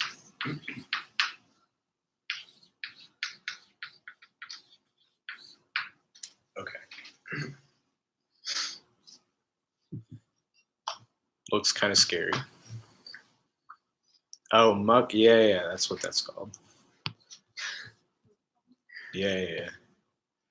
Maybe I'll start a Patreon, and that can be like exclusive content. Anyway. Okay. Holy cow, what do we do here? How do we find the MacLaurin series? As usual, like I talked about, probably on an exam, if you're asked to find a MacLaurin series, the move there is going to be use a MacLaurin series that you already know. Now, for this exam, I'll be honest, I don't have the MacLaurin series for arctangent memorized, but the test is open book. Marco gives you a formula sheet, and one of those things that he's going to give you on the formula sheet, if you look at any of the practice finals, I'm pretty sure is the MacLaurin series for arctangent of x. So this is something that we can just lift from the book. you know, if we had to figure it out, I could do that pretty quickly. But on an open book, open note test, we may as well just reference it. So if I can find it. The MacLaurin series for arc tangent of x is right here. Also, it's going to be on the formula sheet. And so I'll remind you that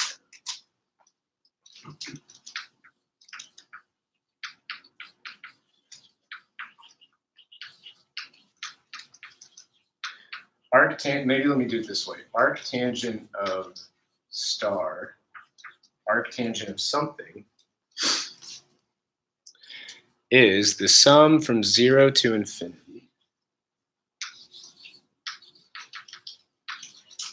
of -1 to the n star to the 2n plus 1 over 2n plus 1.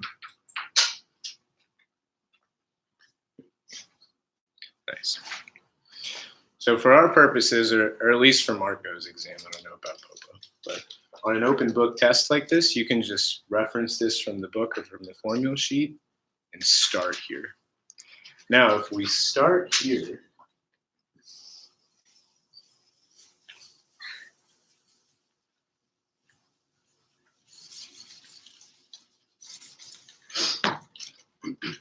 so this mess that we care about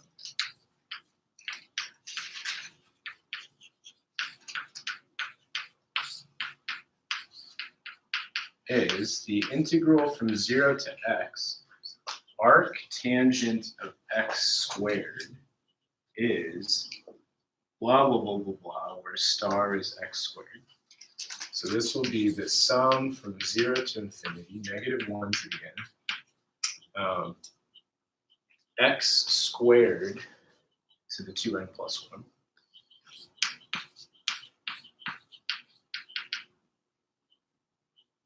Over 2n plus 1. And then I've got all of this divided by x. Okay. And then I'll simplify this and go from there. Now, I'll do this in a couple steps. 0 to x, blah, blah, blah, blah over x. And then in here, -1 to the n, x squared, quantity to the 2n plus 1 is the same as x to the 2 times 2n plus 1. So this is like x to the 4n plus 2.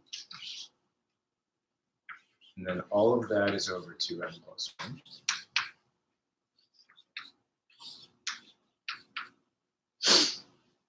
Then the next thing that we can do is to take a series and divide by x is to just divide each term by x. So in other words, I can distribute this 1 over x into the sum of the series here, which will be like x to the 4n plus 2 divided by x. That's x to the 4n plus 1.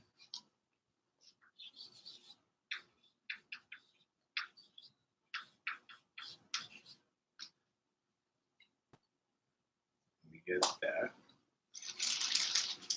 which looks ridiculous, but it's the integral of the sum of a bunch of things. The integral of a sum is just the sum of the integrals. So all that is to say that we can just take this integral sign. Oh no, oh, I did something really bad. No one yelled at me. Shame on all of us. This doesn't make any sense. I feel so bad. Let me call this t.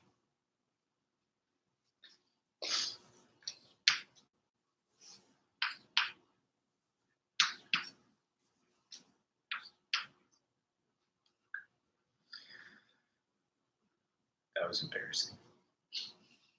Now, having fixed that, I'm integrating with respect to x So everything that isn't an x is constant. So when I move the integral in here, for example, the -1 to the n and the 2n plus 1, these are all constants with respect to x. So let me do the manipulation, and then you can let me know if it's confusing.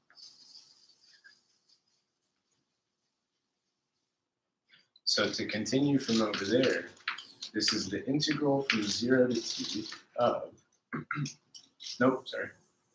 I wanted to move the integral sign inside the sigma.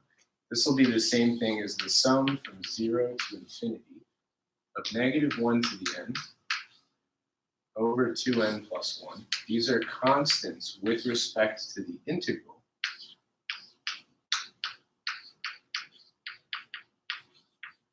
Which is in terms of x.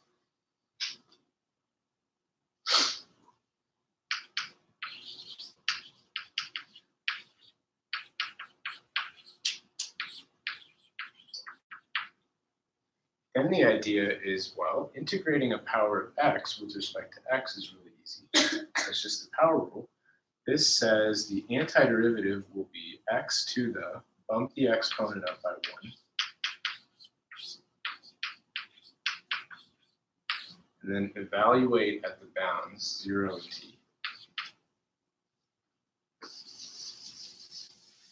And when you plug in for t, when you plug in for 0, these terms are all 0, so they go away.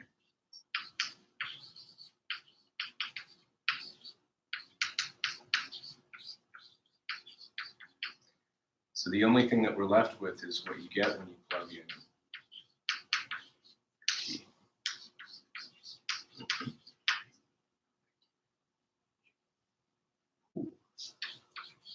And that would be the MacLaurin series for this function defined as an integral. Okay. Any questions about that one? Is that good? Wait, why can't we take the -1 of n over 2n plus 1 out of it? So this is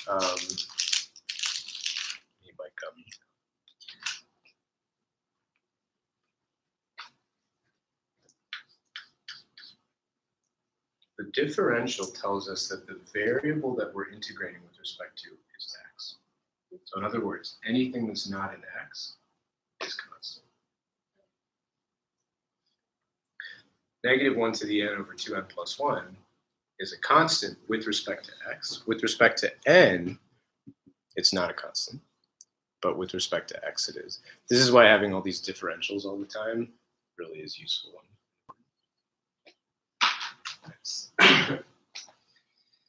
All right, let's do it.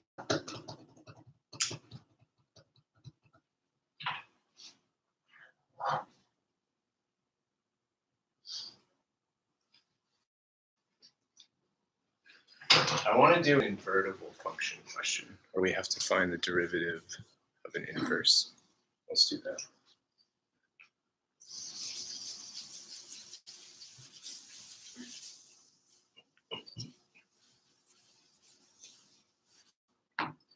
Okay, so next up is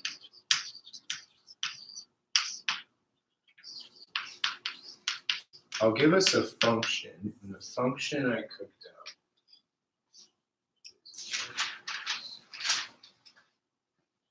arc sine of x cubed plus e to the x cubed.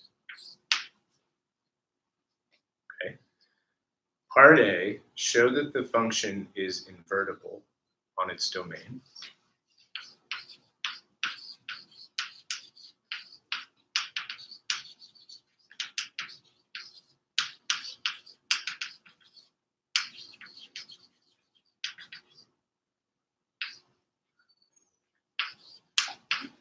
And then in part B, I'll let g be the inverse of the function.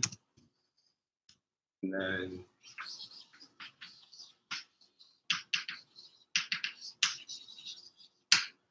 what I want to compute is g prime of pi over 2. Okay.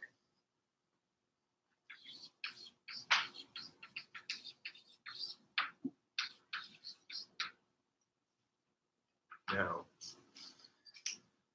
do you answer me about math?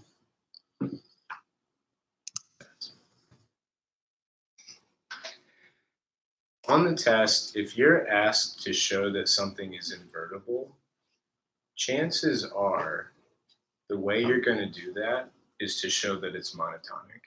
That is, show that it's always increasing or show that it's always decreasing.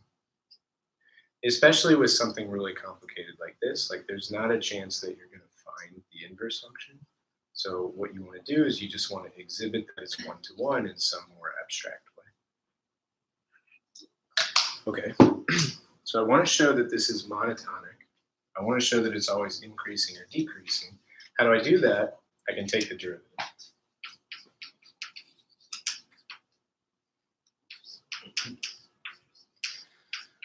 So it'll look kind of gross, but that's okay. The derivative of arc sine of blah, blah, blah, blah is 1 over the square root of 1 minus blah, blah, blah, blah squared.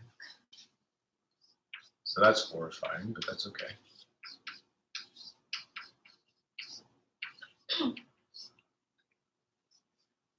Then by the chain rule, you have to multiply by the derivative of the inside. The derivative of the inside is going to be 3x squared plus the derivative of e to the x cubed is 3x squared plus, or times e to the x cubed. Okay. A little crazy looking, but that's the derivative. And what's the point? We should be able to look at this and determine that that derivative is either always positive or always negative. And I think it's always positive.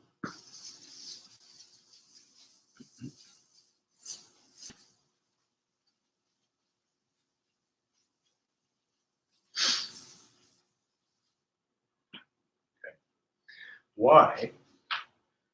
Well, if you can parse all this stuff, this term right here is 1 over the square root of something, so it's positive.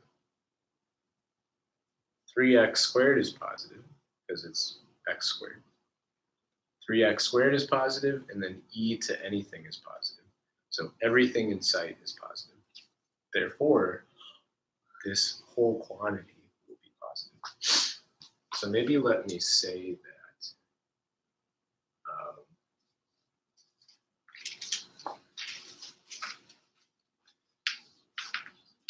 Maybe I would say since 3x squared is non-negative and e to the x cubed is non-negative, every piece here is non-negative.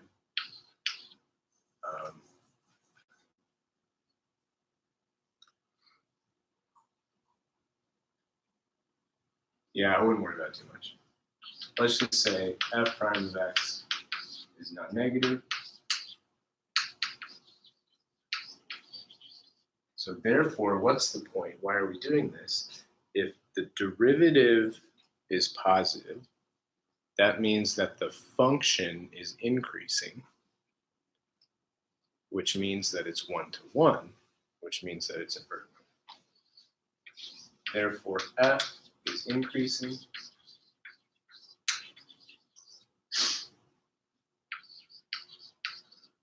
And hence 1-to-1. Therefore, it's invertible.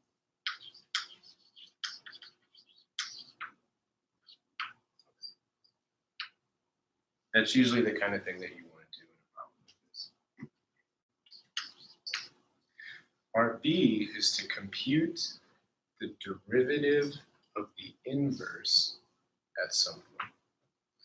Also, in a question like this, it's almost certainly asking about this theorem that says, oh, the derivative of the inverse is 1 over f prime of whatever, whatever.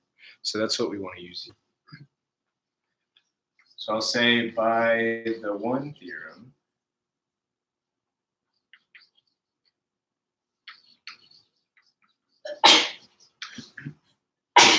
what? Let me write that over here. I don't want to erase the function either, so let me keep this up here.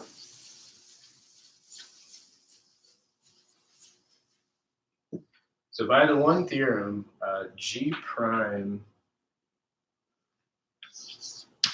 of pi over 2 is, well, it's 1 over f prime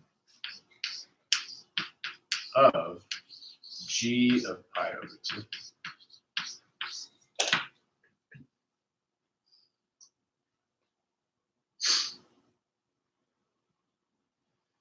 F prime is disgusting, but we have it here.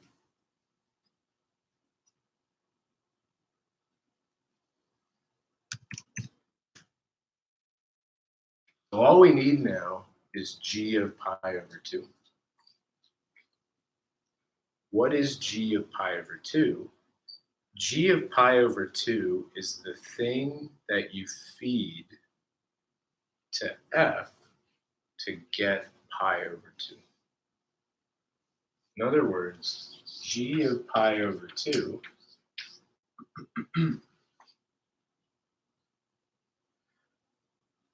uh-oh, something bad is going to happen.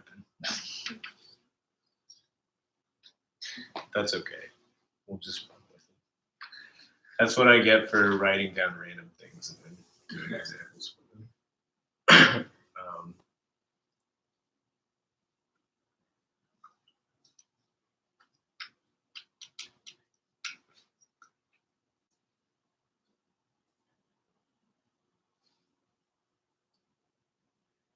All right, let's continue.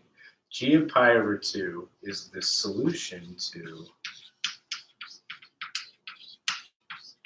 the equation f of x equals pi over 2.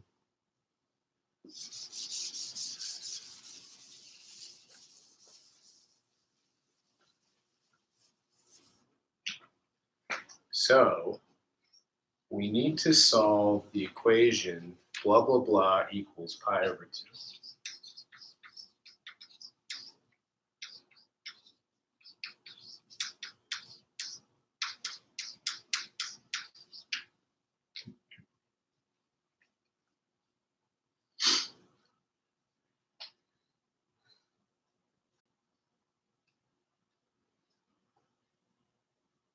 Okay, sure. We could sine both sides.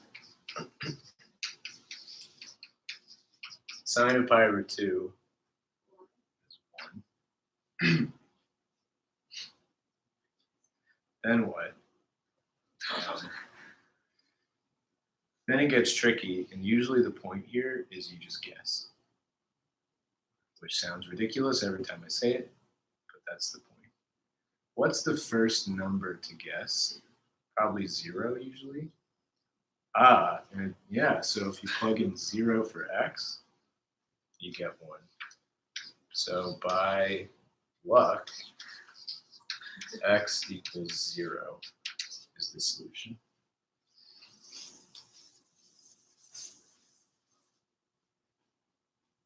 Is the solution. In other words, what's written right after B? Oh, I just said by the one theorem. I don't really know what to call it. It's this fact. You could call it the inverse function theorem if you want, but you probably don't have to write that. So it just says by that one theorem. Okay. Now, x equals 0 is the solution to this equation, which says that g of pi over 2 is 0.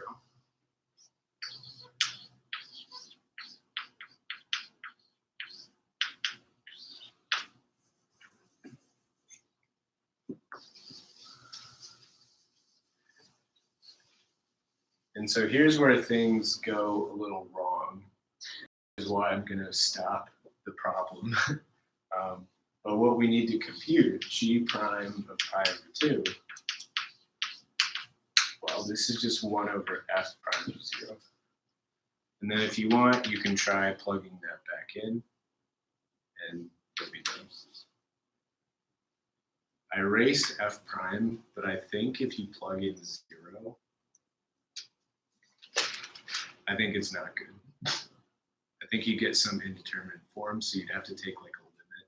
And I don't think that'll happen, so don't worry about it. So erase that from your mind. If you can do this kind of process, like guessing the solution, getting lucky, showing that something's invertible, that's the point for writing down random stuff. Okay, nice.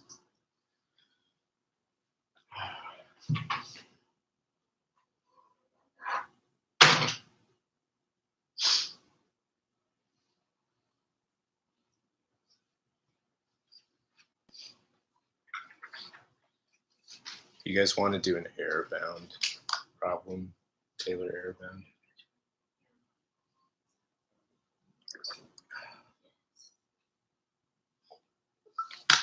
Let's do that.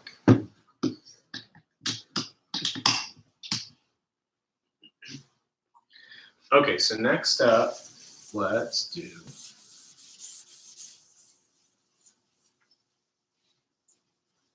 the classic kind of Taylor polynomial error bound business.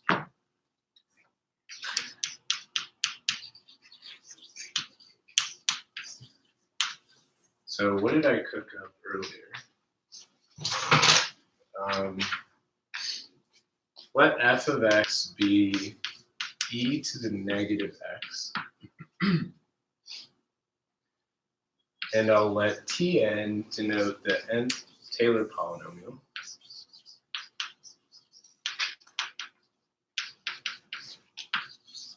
Centered at -1.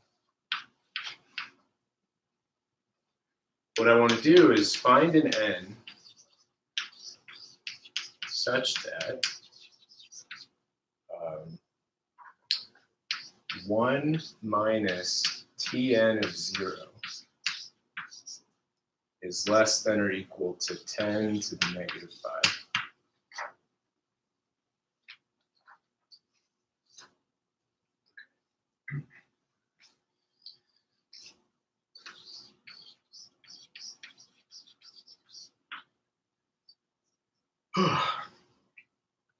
What's the point here? The point's going to be the Taylor polynomial error bound theorem. So let me remind us what that says.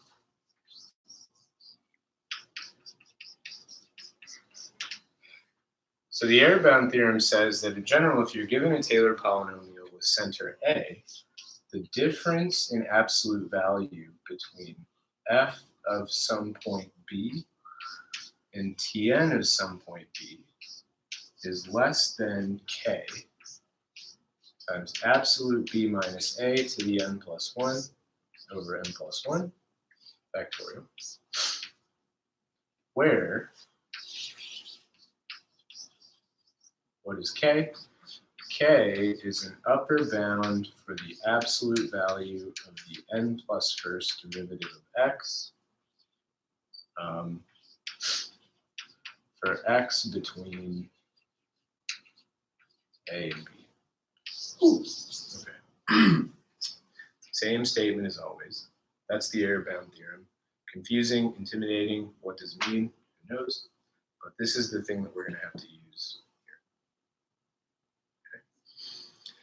Now, like I've talked about before, if all this stuff is really confusing and if you don't know what's going on, you can still get pretty far by reading the question.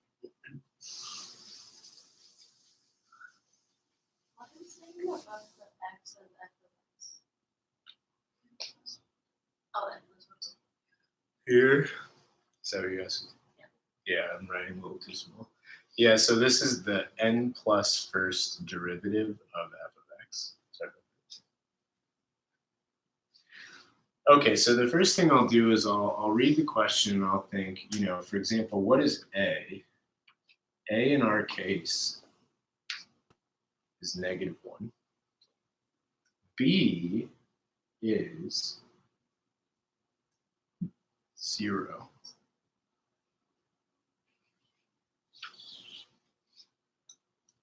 And n is n. We don't know what that is. That's what we're trying to figure out. So I would say by the error bound theorem, and then I'll just spit this up. F of 0, which is 1, that's where that 1 comes from,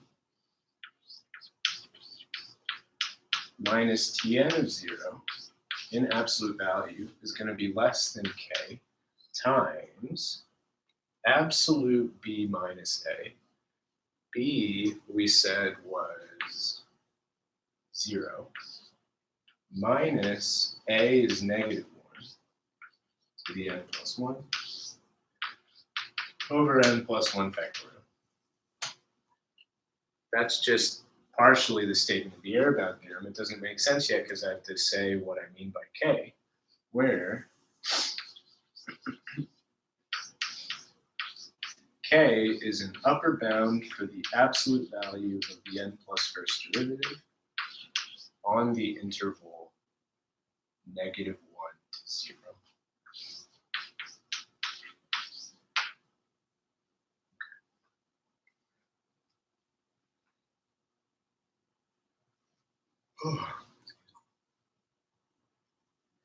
As usual in these problems, a lot of the work and a lot of the points are going to come from finding and justifying a correct value for k. So, how do we get k in this case? Well, in any case, to get k, you need to understand how the n plus first derivative of f behaves.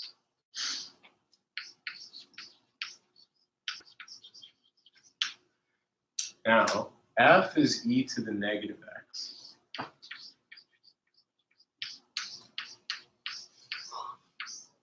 What is the absolute value of the n plus first derivative?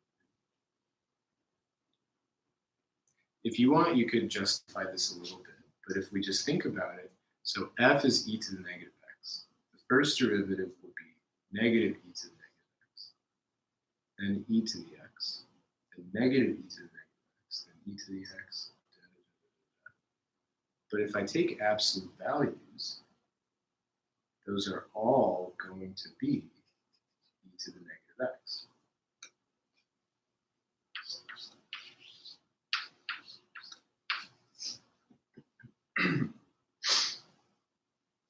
Like I said, if you want, you could maybe write out what I just said out loud. But in any case, the absolute value of the n plus first derivative of f is e to the negative x. And what we need to do is we need to find an upper bound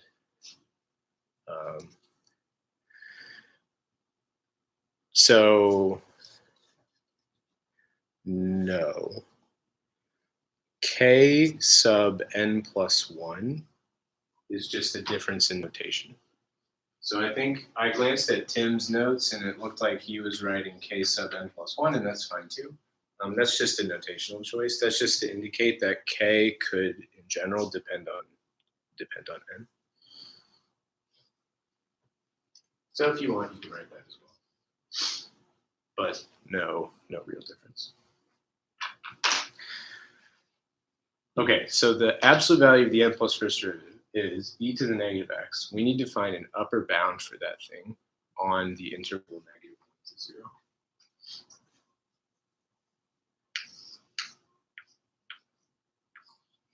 So on the interval -1 to 0, what does this thing look like? Well, the shape of e to the negative x, yeah, exactly, it's like this. So maybe I would draw this.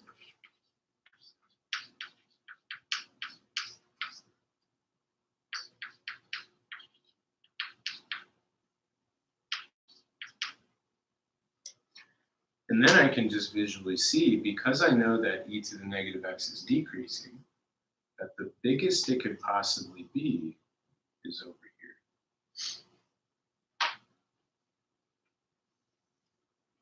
So I could get a valid choice for k by plugging in the left-hand endpoint of this interval. And if it were me, the way I would write this up in my solution is I would probably say what I just said. Like I talked about how the function is decreasing on that interval, so therefore blah, blah, blah. I would write all of that out. I would say, since e to the negative x is decreasing, its maximum occurs on the left-hand side of the interval.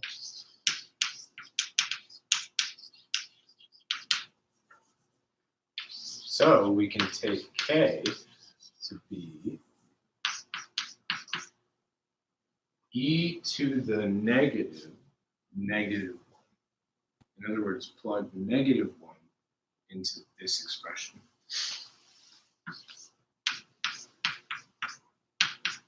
Which would just be e to the 1, which is e.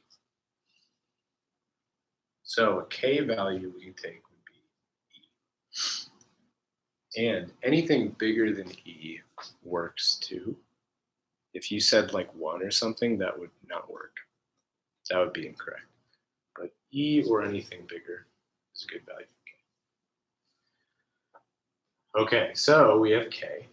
So what does that tell us? Plug that in there.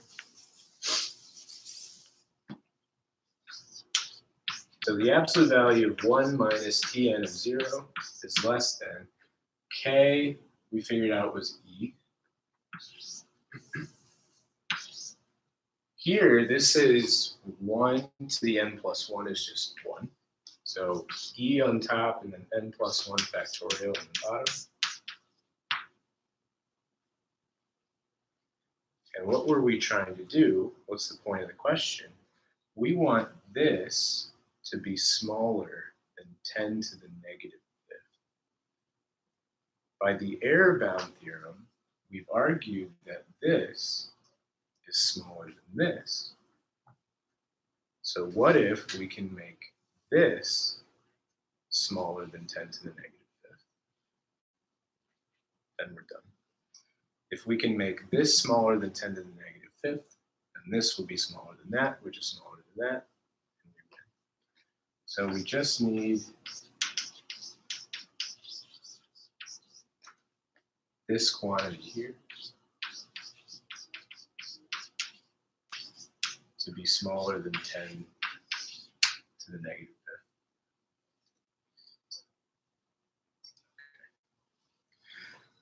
Now, for those of you guys that have watched me do problems like this a lot, you probably know what n value I'm going to pick. I'm going to pick 10 to the 5th. Probably a smaller value works, but I don't care.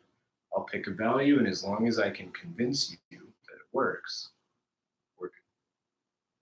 But the thing I would be careful about with these kind of things is probably to get a good amount of points, depending on who's grading, you do need to be able to convince whoever's grading that it works. Here's how I would do that. So I would say,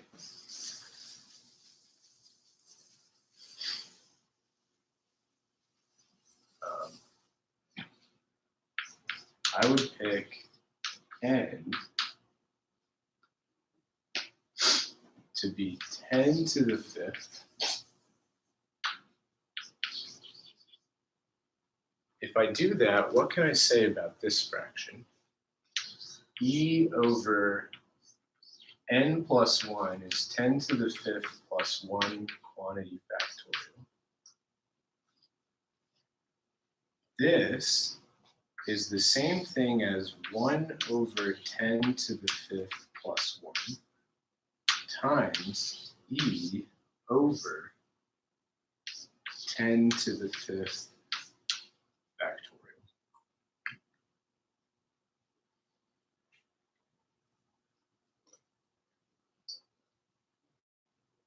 How's that sound? what I would say is I know that this number, e over 10 to the 5th factorial, for sure it's smaller than 1.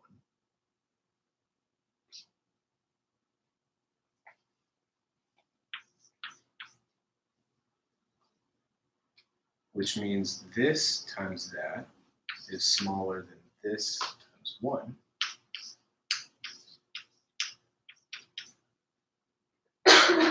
And this is definitely smaller than 1 over 10 to the 5th. Because it's 1 over 10 to the 5th plus 1.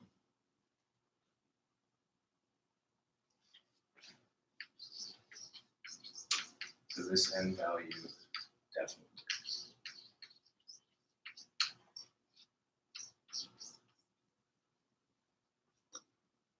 That would be my answer. And again, the point for all these questions is that that's not the answer. There is no the answer. There are going to be infinitely many correct answers that work. As long as you can justify your choice, you're in good shape. The hard part, I think, is justifying. Because you need to do something relatively precise and relatively mathematically clear to justify that. Anyway, that's what I would do for this one.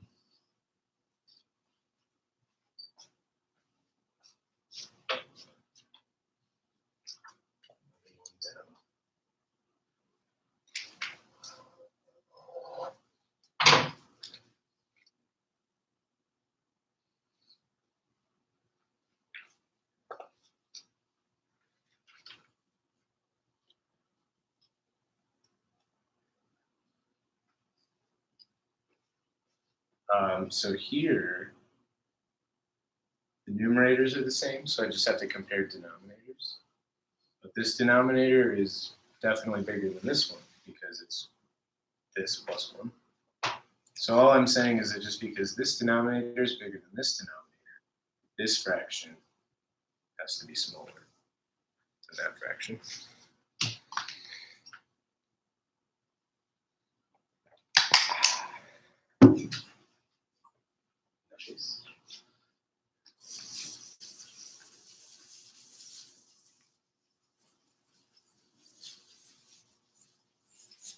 Okay. So we'll see. Oh, no, I meant the first part. So I wasn't claiming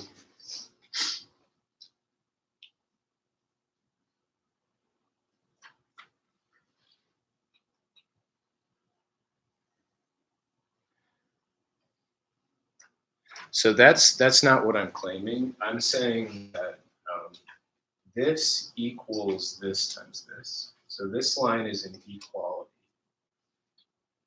And then the orange chunk here is less than this times 1.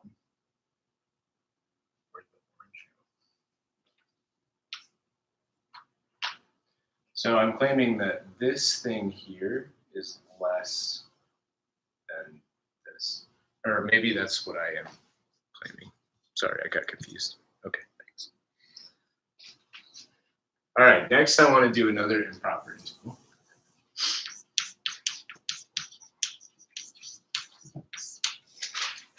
Same question as before. Does the integral from 0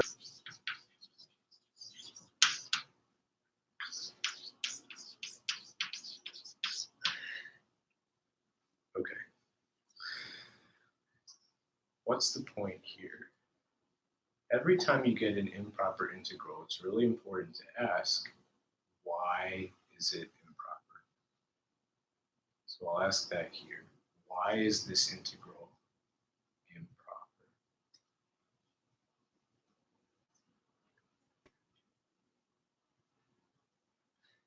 It's improper for 2 different reasons. One of the issues is at 0, kind of like in the very first one we did. One reason why this is improper is because of 0. The function explodes here at 0. Yeah, exactly. But then the other reason is because of the infinity here. So there's 2 different reasons why this is improper.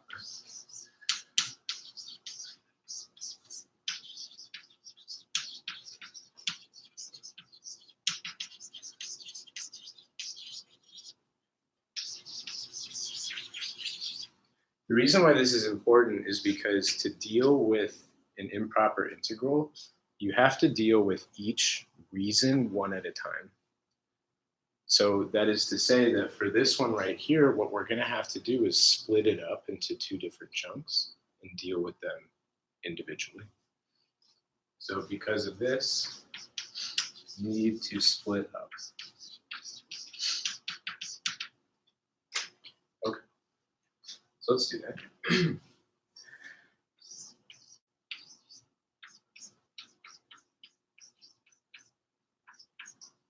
Because the issue spots are at 0 and infinity, we can chop it anywhere. We can chop it at 1, we can chop it at a billion, we can chop it at pi, doesn't really matter. 1 seems like a natural place.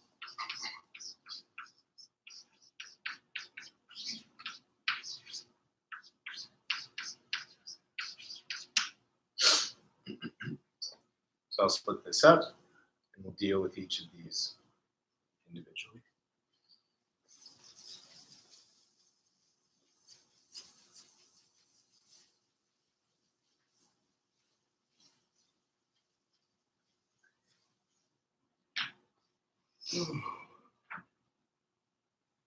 All right, so let's work with this one first. We'll do exactly like what we did before, write it as a limit, see what we can do. So first, the integral from 0 to 1 of 1 over x to the 4th dx is, the trouble spot here is at 0, so I want to take a limit as r goes to 0, specifically from the right, of 1 over x to the 4th dx.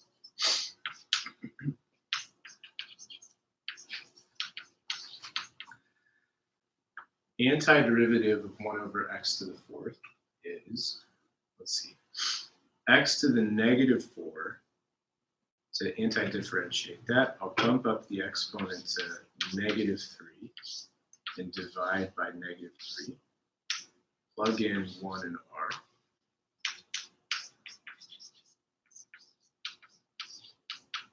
When you plug in 1, it looks like we'll get negative 1/3 minus plus r to the negative 3 over 3. I did that correctly. And what is this?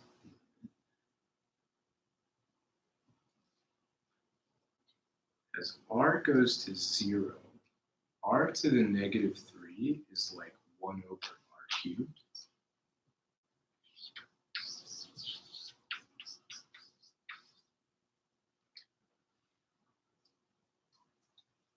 Which goes to infinity. So I'd say this limit is going to be infinity.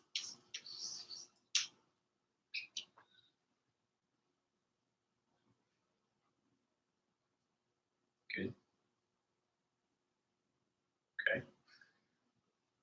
That means that this chunk diverges, which means the whole thing diverges. We're done.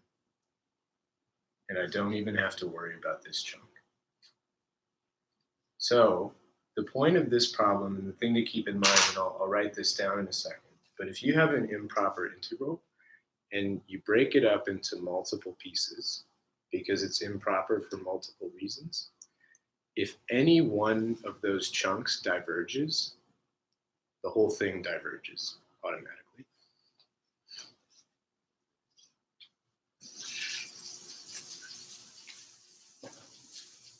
So I would finish it off by saying, okay, we just showed that this diverges.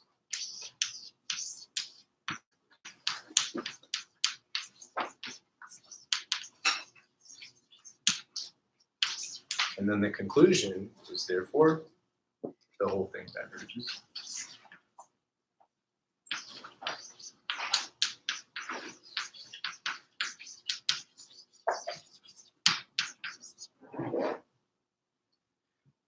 if you checked this part, you would see that it converges, but it doesn't matter. Since this one diverges, automatically they'll.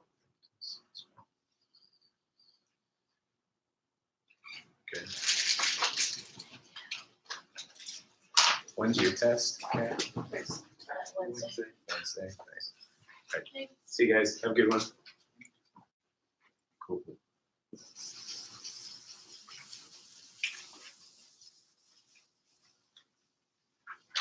Okay.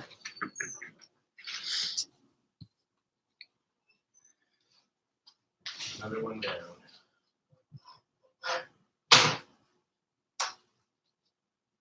Oh, okay.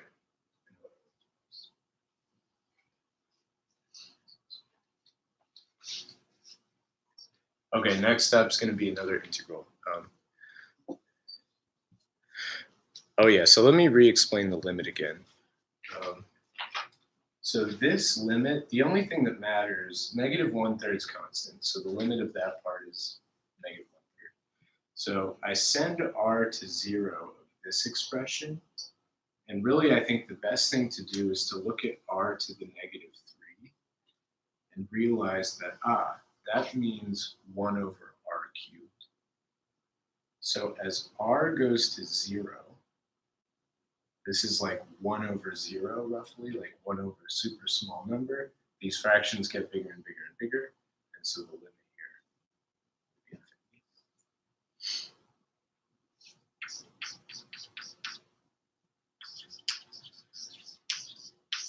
Okay. If we were to do the second one, since it's going to infinity, would it be r from the left? Yeah, in that case, you could just write it as the limit as r goes to infinity, though, Oh. because we don't have to worry about left and right, but yeah, you're correct. Yeah. Nice. Okay. Next up is another integral.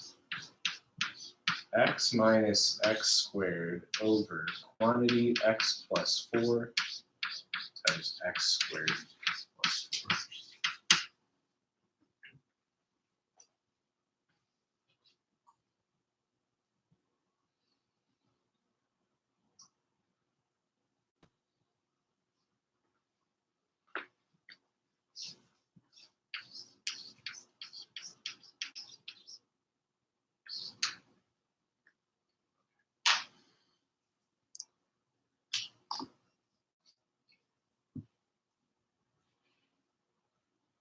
Oh, I see. It definitely looks like that. Mark thought that this was blah, blah, blah to the r because of the r in the lower bound here. Yep, it actually does look like that. So good catch. Sorry about that. All right. So I get an integral like this. I think, what do? What should stand out immediately is like, oh, this feels like a partial fractions problem. Partial fractions is designed to handle complicated looking rational expressions like this. So this is reeking of partial fractions. If you want, you could think about other things to do, like if there's any obvious algebra or if the substitution would work. It doesn't seem like integration by parts. I don't know. Feels like partial fractions. And the thing to keep in mind is that if you have a complicated fraction of polynomials, chances are good that the point of that is to do partial fractions, which we haven't done yet. So we'll get some practice. So I look at it and I think, oh yeah, it's probably partial fractions. Okay.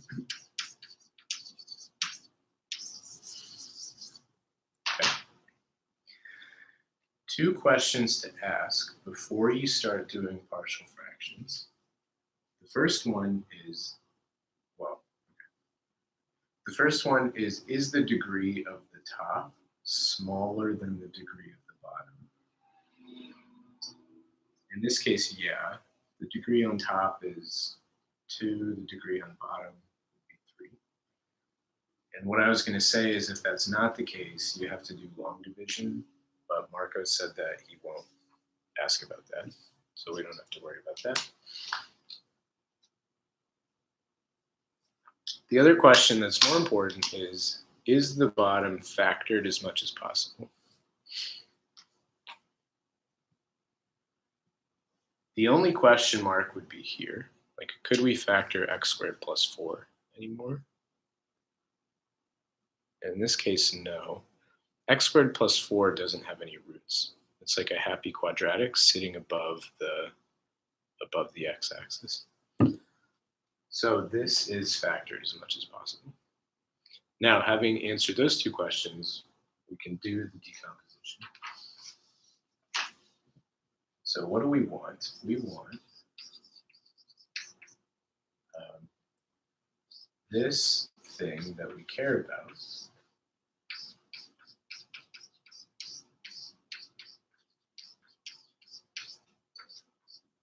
I want to break this up into simpler fractions.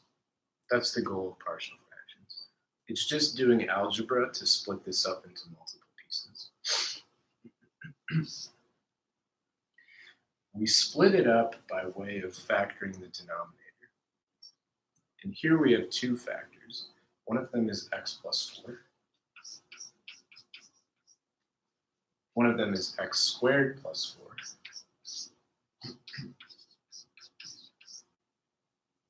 The question is, what goes on top? Well, we don't know. That's what we need to figure out.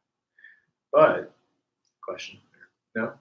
The thing to keep in mind is that whatever thing goes on top, it's going to be a polynomial of degree 1 smaller than the thing on the bottom, and the degree of the factor on the bottom. So here, the factor has degree 1, which means that whatever I write up here should be degree 0. What is a degree 0 thing? It's just a constant. So I put an unknown constant here. Over here, the degree of the factor is 2. So the thing that I write on top needs to be an unknown expression of degree 1. And a completely general unknown expression of degree 1, in this case, would be something like bx plus c.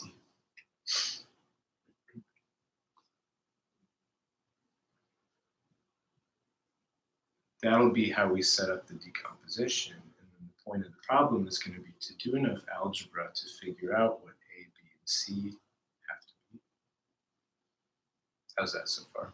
Okay.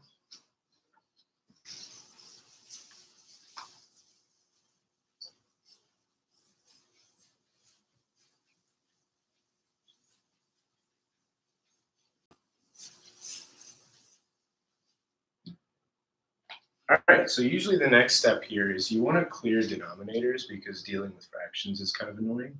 So I'll multiply both sides by this expression. On the left, when I do that, I'll kill off the denominator here. So I'll just get x minus x squared.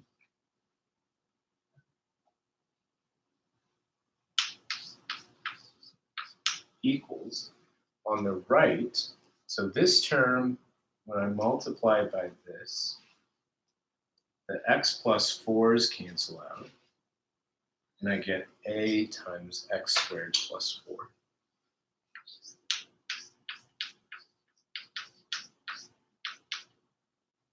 Plus, the same thing's going to happen on the right, or with this term.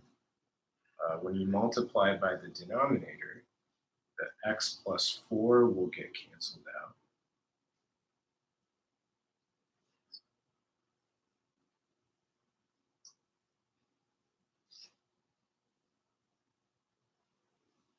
Sorry.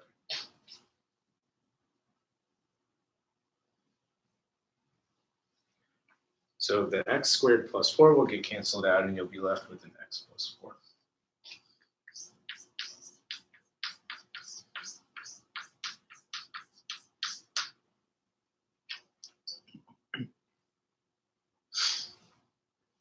Good. Okay.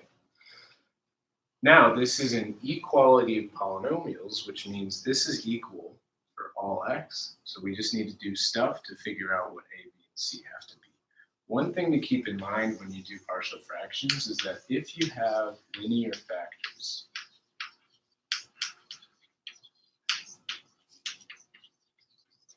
which we do here, we have one linear factor, x plus 4.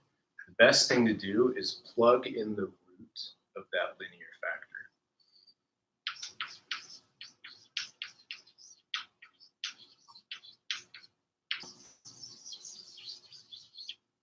So what do I mean by that? The first thing I'm going to do is set x equal to -4. That will kill off this whole term and it'll make finding a really easy. That's what I mean by this stuff.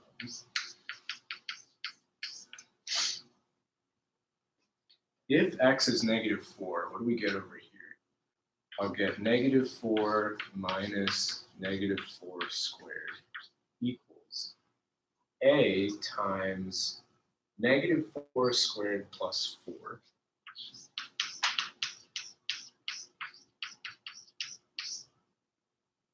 And then, like I said, when we plug in x equals -4, this expression here is 0, so all of this goes away.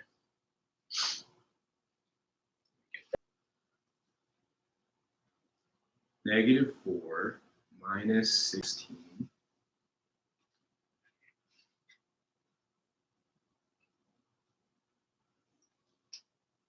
is -20, right? Starting to lose my mind. And then here, 16 plus 4, it looks like is 20. Okay, so that wasn't too bad. It looks like a is -1.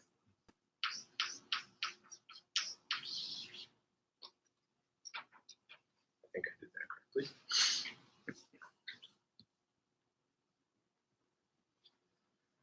Then we move on. We figured out a. We just need b and c.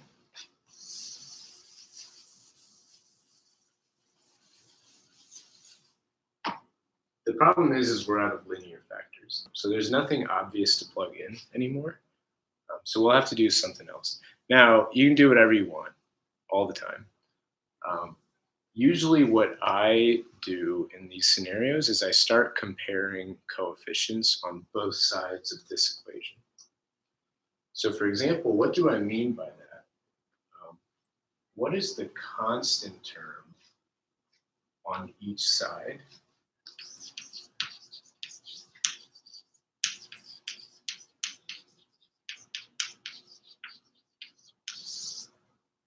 The constant term on the left is 0.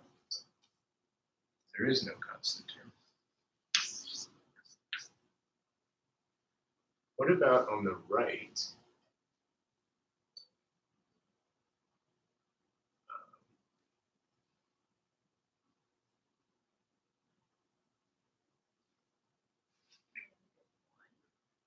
Be like 4a.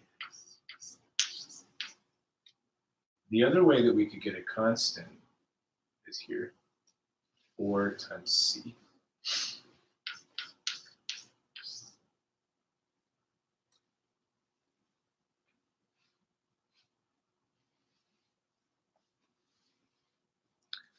Plug in 0 for bx.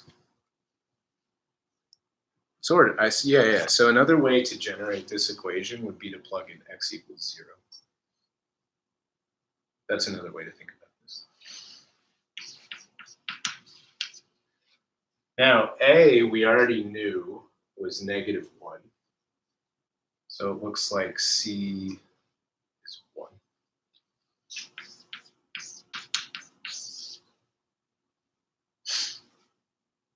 Now we just need to figure out b. B we could probably get by comparing, say, the x squared coefficients, because I can see here that when I multiply out this product, I'll get a bx squared. So that's probably what I would do. I would compare x squared coefficients.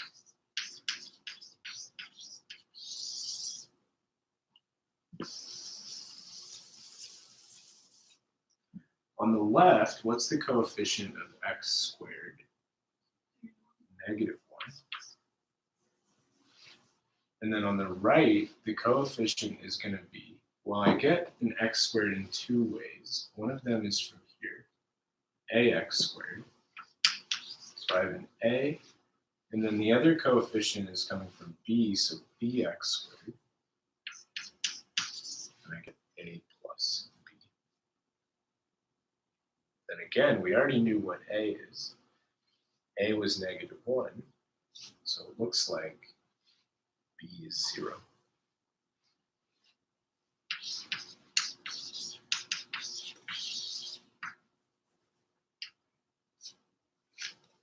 So you can do any number of things to figure out all these coefficients. This is usually what I do. If you have linear factors, plug in those roots. And then once you're left with these irreducible quadratic factors, you can just compare coefficients to generate equations that way.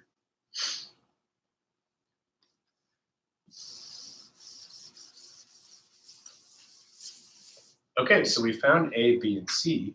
So what this tells us is that the integral that we started with, the thing that we actually care about, is the integral of this plus the integral of this. So I get integral of A was what, negative 1?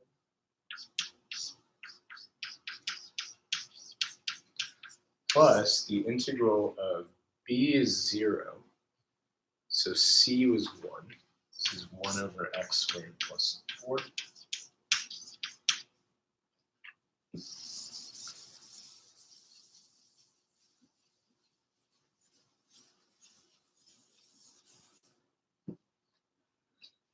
And that's what we have to integrate.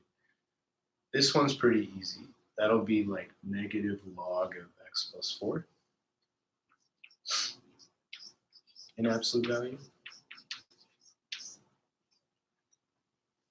Here's an arctangent looking thing again. So we could do the same kind of thing where I'd factor out a 4 from the denominator.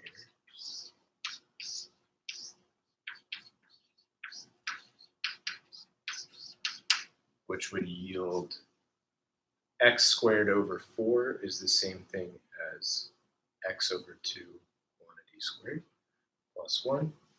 And then I can do u sub where I let u be x over 2. du is 1/2 dx. And this will turn into an arctangent.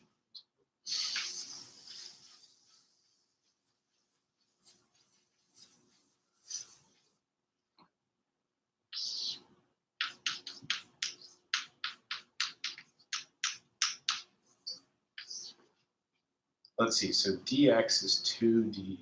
So I'll get a 2 out here. Oh, and it was a 2 over 4. So I have 4 right here. U squared plus 1 du, and then we can finish it off.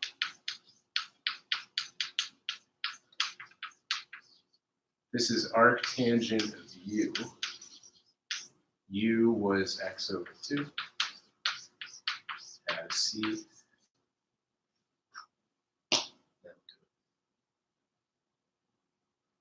Okay. So there's a partial fraction in this example. Any questions about that one?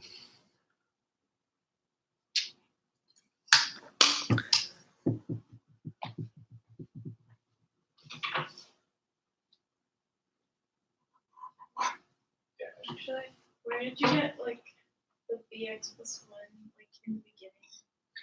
Yeah, so that always comes from the fact that when you, I'll repeat that part. When you do this partial fraction decomposition stuff, you get a bunch of terms that are like this plus this plus this. And the denominators will all be the factors that you get. So like in our case, we had 2 factors. One of them was x plus 4. One of them was x squared plus 4.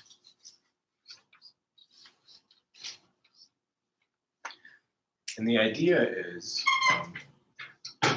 we don't know what goes here. Like that's the thing that we need to figure out. And it turns out that the expression that you get here will always be a polynomial of degree 1 smaller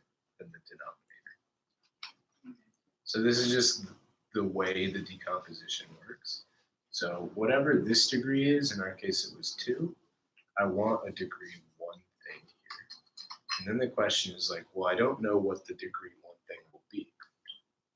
So I need to account for any possible degree 1 expression. So the most general degree 1 expression would be like dx plus c. That makes sense. Cool.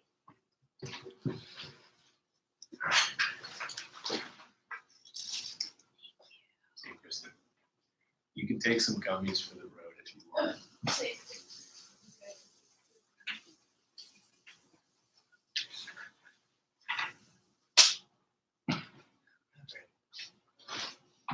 Like I said, you guys can leave also whatever you want. I'll keep going until I get bored. All right, let's do this.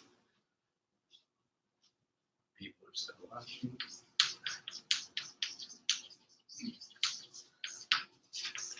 Determine the exact value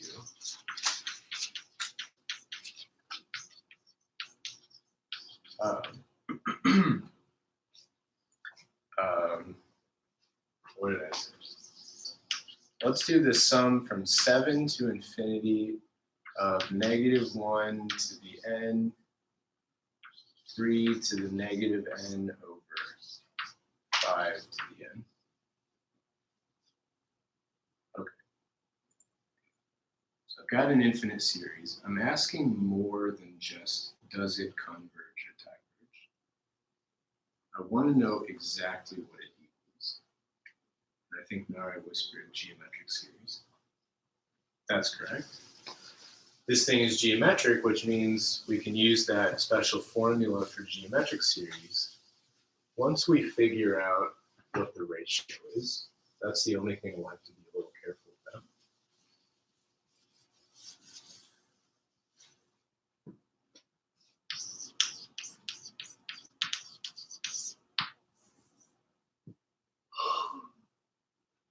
Okay, so let's rewrite this. Not super hard in this case. We have a whole bunch of numbers being raised to the n. So I just want to group all of them so that I can get like one thing to the n. If it were me, I would do 7 to infinity. The one little thing to be careful about is this 3 to the negative n. That's the same thing as 1 over 3 to the n. So this is like -1 to the n, 1 over 3 to the n, 5 to the n.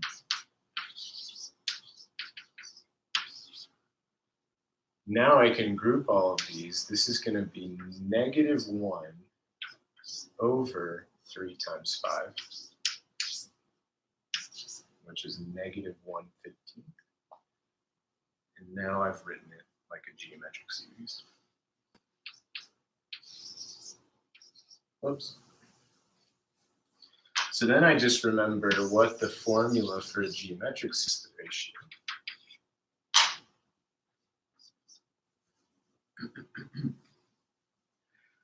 The first term here is whatever you get here by plugging in the starting point. So in our case, the very first term of the series is going to be -1/15 to the 7th.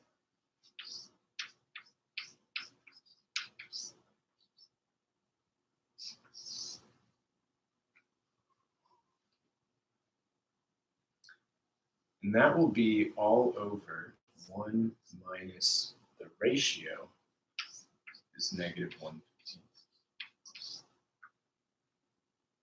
Done.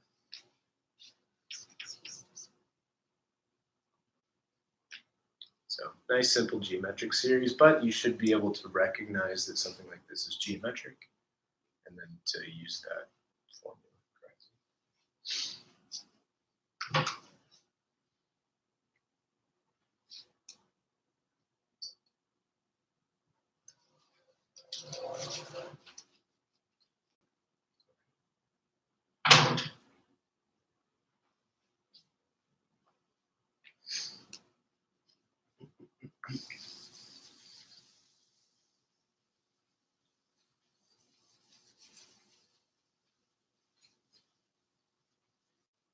Okay, so next, let's do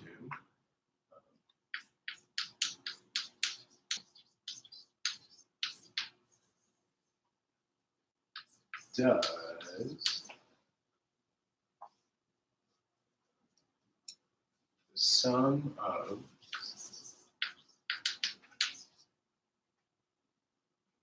n factorial times log of n over n to the n, does this converge or diverge?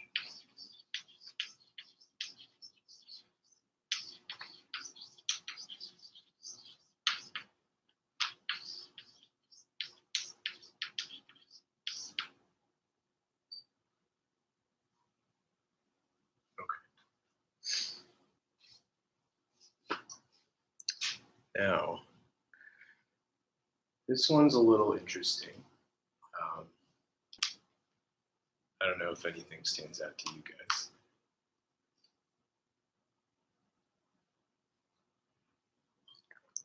I think there's two reasonable options here, one of which is the ratio test, one of which is the root test. So the reason why I think that is that, well, I see a factorial, and anytime I see a factorial,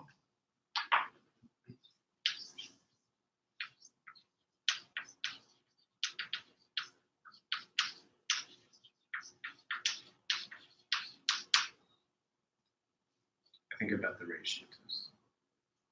But on the other hand, I see something like n to the n, and I know that that a lot of times is a root test.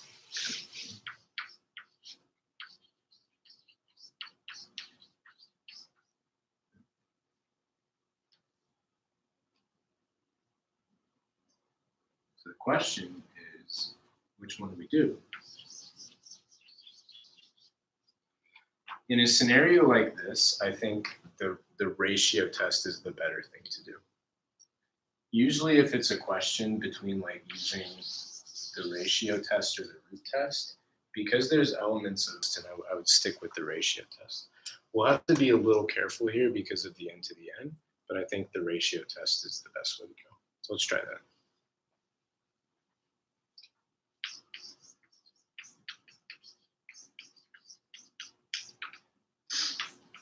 The ratio test would say, take the limit of, in absolute value, the n plus first term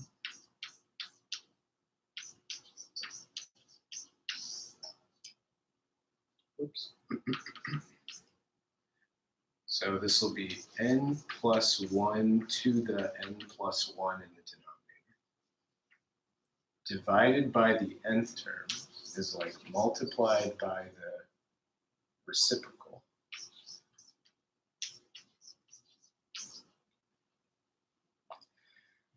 That's the limit we have to compute.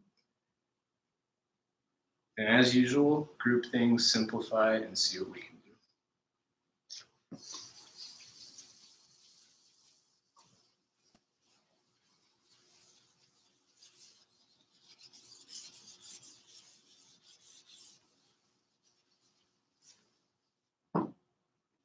Okay.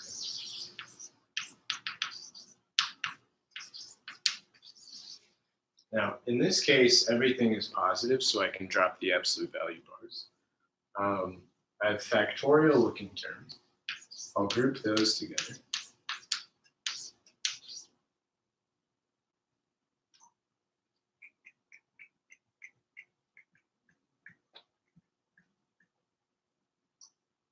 N factorial, sorry. I'll group the, and then I'll leave the logs by themselves.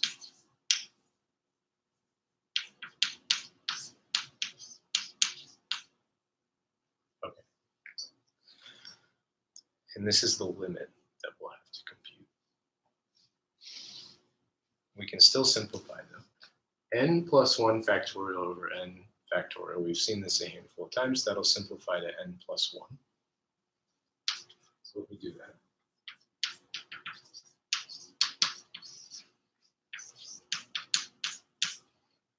And then I've got n to the n over n plus 1 to the n plus 1. and then log of n plus 1 over log of n.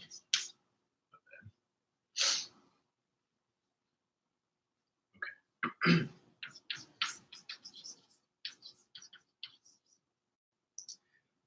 Here, I have n plus 1 copies of n plus 1 in the denominator, and 1 copy of n plus 1 in the numerator. So I could kill off 1 copy of the n plus 1 here, and this will leave me with n to the n over n plus 1 to the n. That makes sense. And then again, I'll just leave these things hanging here.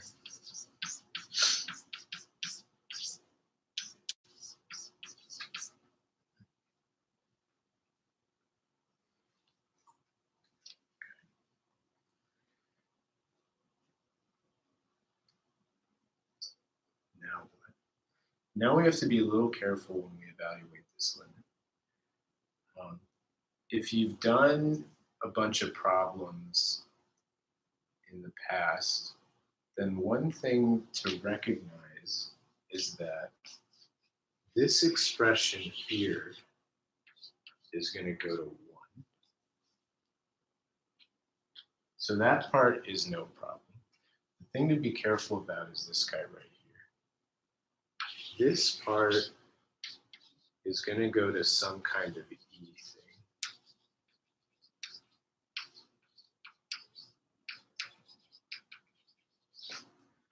What do I mean by that? That's a little vague. This is going to be an indeterminate form. So the way that I would deal with this limit is as follows.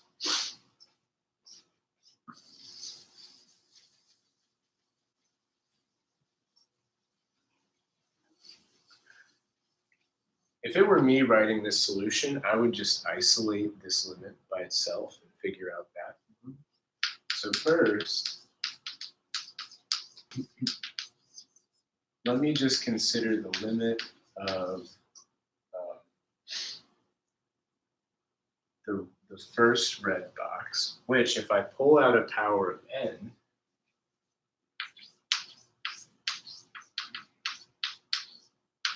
I could write like the limit as n goes to infinity of quantity n over n plus 1 to the n. And the reason why I do this is because I can see that this is a 1 to the infinity.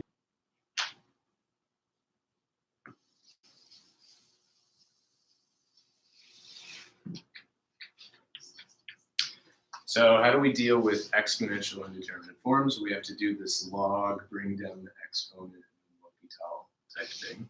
So I would let L be this limit here.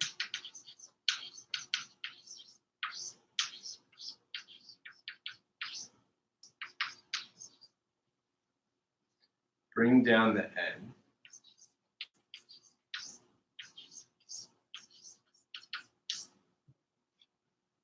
We'll get that.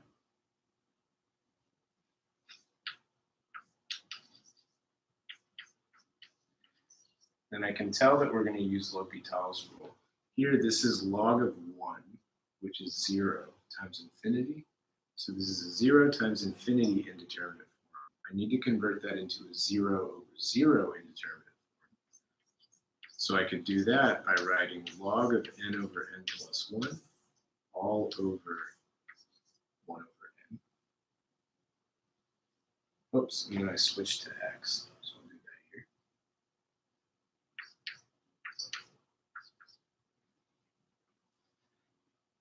Now we can use L'Hopital's rule because the top is going to 0,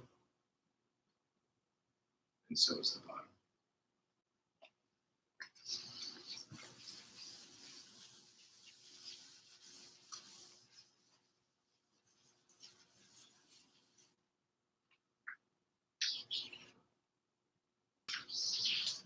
Okay, so by L'Hopital, this will be the limit as x goes to infinity of, this will be a little annoying, but the derivative on the bottom, this is x to the negative 1, so the derivative here will be like 1 over x squared. And then the derivative on top is log of some stuff. So I'll get 1 over the stuff. That's like the reciprocal of that. So this will be x plus 1 over x times the derivative of the inside. By the chain rule, the derivative of the inside would be low d high is 1 minus high d low is minus x. Square the bottom and off we go.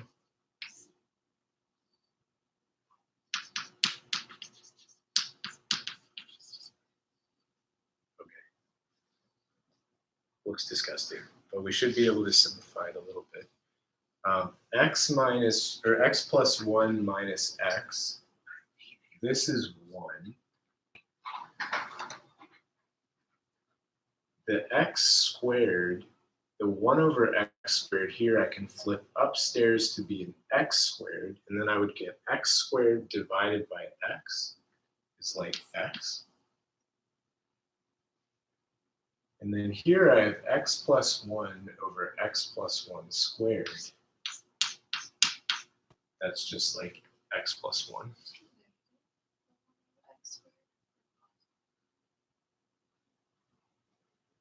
Yes. Thanks, good catch. That's actually really important also. Yeah, thanks, Jonathan. Now I pointed that out too. Okay. That's good catch because that's really actually going to matter in the end. So that's important. Okay, so that was a lot of algebra. That's how I think about it. You can work through it yourself, and we should get negative x over x plus 1, which goes to negative 1 as x goes to infinity. And so then we have to remember what in the world we're even doing. Go back, follow all the equalities. Oh yeah, that was natural log of this limit. So what we've shown is that log of L is negative 1. So that tells us that L is e to the negative 1. Ooh, and then L, that was this thing right here. So the overall limit that we care about is this times this.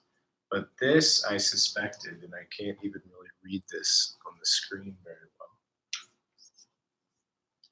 The log of n plus 1 over log of n, that's going to go to 1.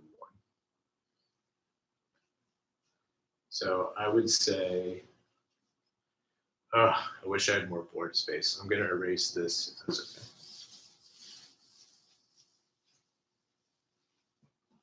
So I would say since the limit of log of n plus 1 over log of n equals 1. If you want, you could do another L'Hopital justification here, but I think it's fine. The original limit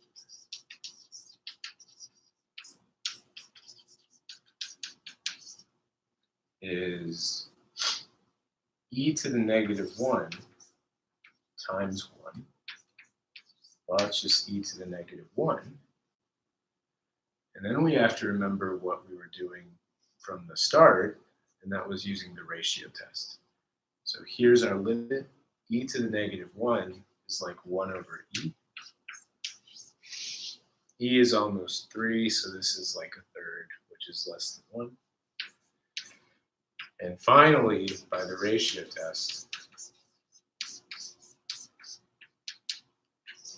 the series converges. Done. That's a lot. But this kind of thing could happen that you get an infinite series that has, say, a factorial, but then also something that makes you think of the root test. Typically, when you have both of those components, the ratio test is still the better thing to do. but it'll take some work because you'll have some kind of weird exponential indeterminate form. Nice.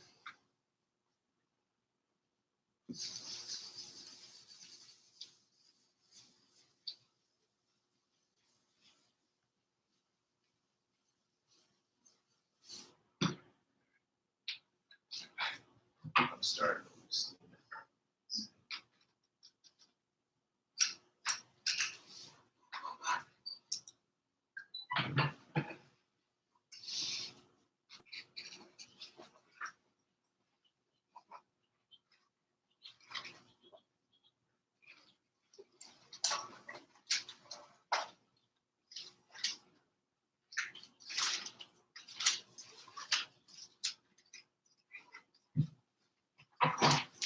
All right, let's do this. I will do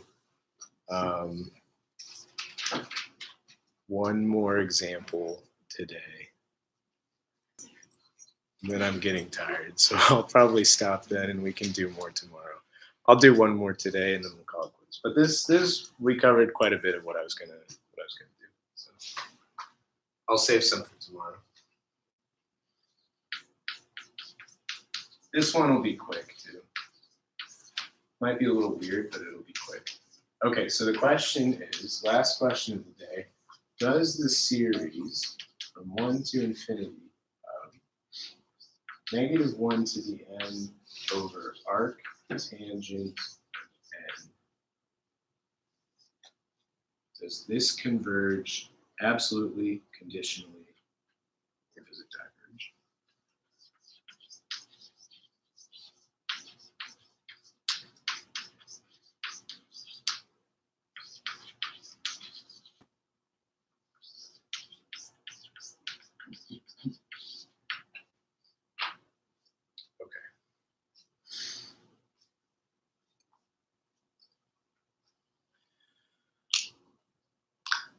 I'll let you think for a few seconds while I sit down, but I might disappear.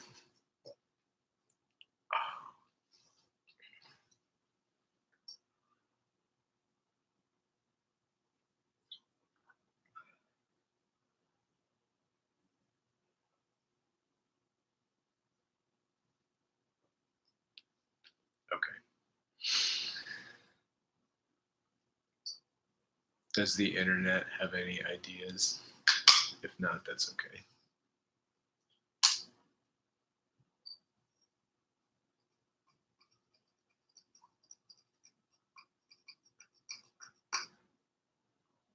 Given any infinite series ever, even if I don't write this out explicitly, the first thing that I start thinking about, okay, so Arc suggests is the alternating series test. Yeah, we could definitely think about that. And it's a good thing to think about anyway, because when you run the alternating series test, what do you have to do? You have to figure out the behavior of the terms as they go off to infinity. And that's something that's good to do in, oh my gosh, I have chalk all over myself. Oh. I'm like half chalk at this point in my life. When you run the alternating series test, you need to think about the limit of the sequence as you go to infinity, which is a good thing to think about just because of the divergence test. So the question is, something like 1 over arc tangent of n, what happens to that as n goes to infinity? This is something that we haven't really talked about much, but let me write some stuff down. So right now I'm considering, just in my head, because I'm not sure what to do, the limit of 1 over arc tangent of n.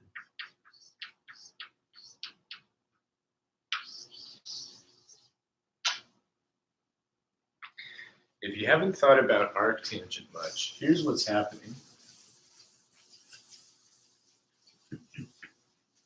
Let's think about maybe the graph of arctangent.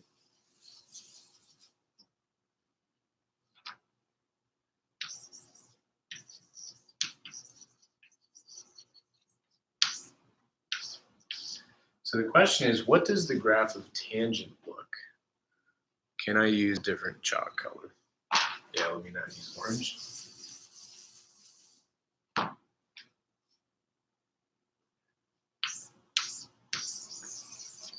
Okay, so what does the graph of tangent look like? It looks like that, right? Sort of. That's tangent.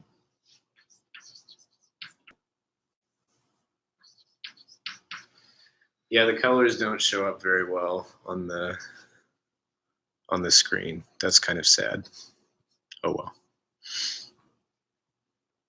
Now, tangent actually, has all these other components too. But when we talk about inverting tangent, I don't care about those.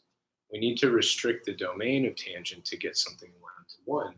So this is the only chunk of tangent that we care about. In particular, tangent has a vertical asymptote where at pi/2.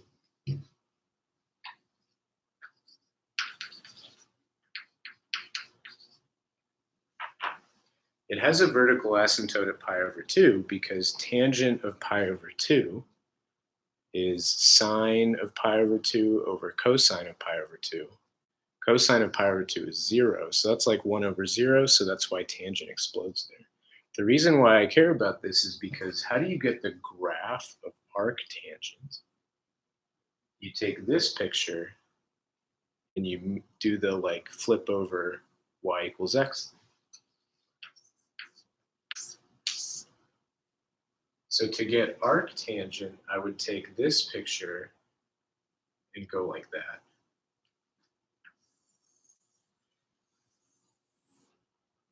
That would give me a picture like this.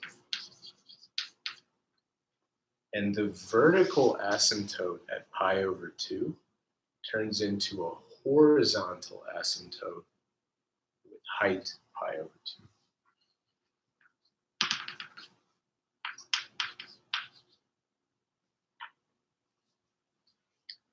Okay, all of that is to say that the limit of arctangent as you go off to infinity is pi/2.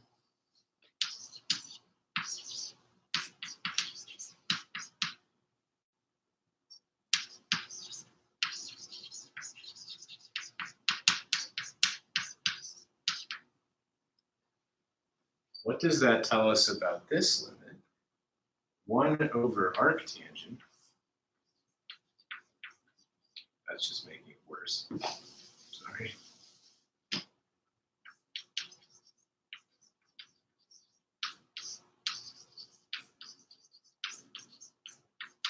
This is going to be 1/pi/2, which is definitely not 0. So I can already tell by the divergence test that this series is going to diverge. And that would be my argument. So I would say my solution, since the limit as n goes to infinity of 1/arctangent of n is 1/pi/2. Which is not 0. What does that tell me about the limit of -1 to the n over arctangent of n? Tells me that it'll oscillate like this asymptotically, and therefore it can't be 0. This limit doesn't exist, and does not exist is not 0. So therefore, by the divergence test, this series diverges.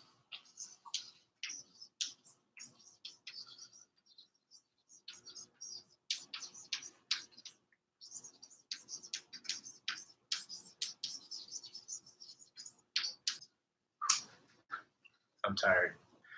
I'm going to call it there. This video will go up as a regular video. And I might even hyperlink everything, but we'll we'll see. Okay. Review session 1 done. See you guys tomorrow. Woo.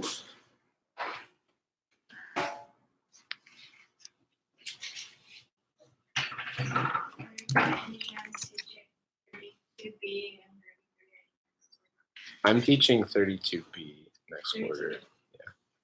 Yeah. And the one good thing about all this online stuff is that, like, I don't know which professor you have for 32B, but it kind of doesn't matter because I'm going to be posting all of my stuff on YouTube.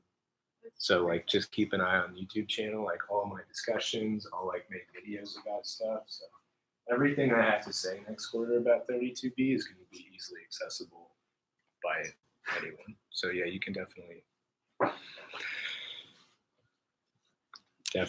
happy.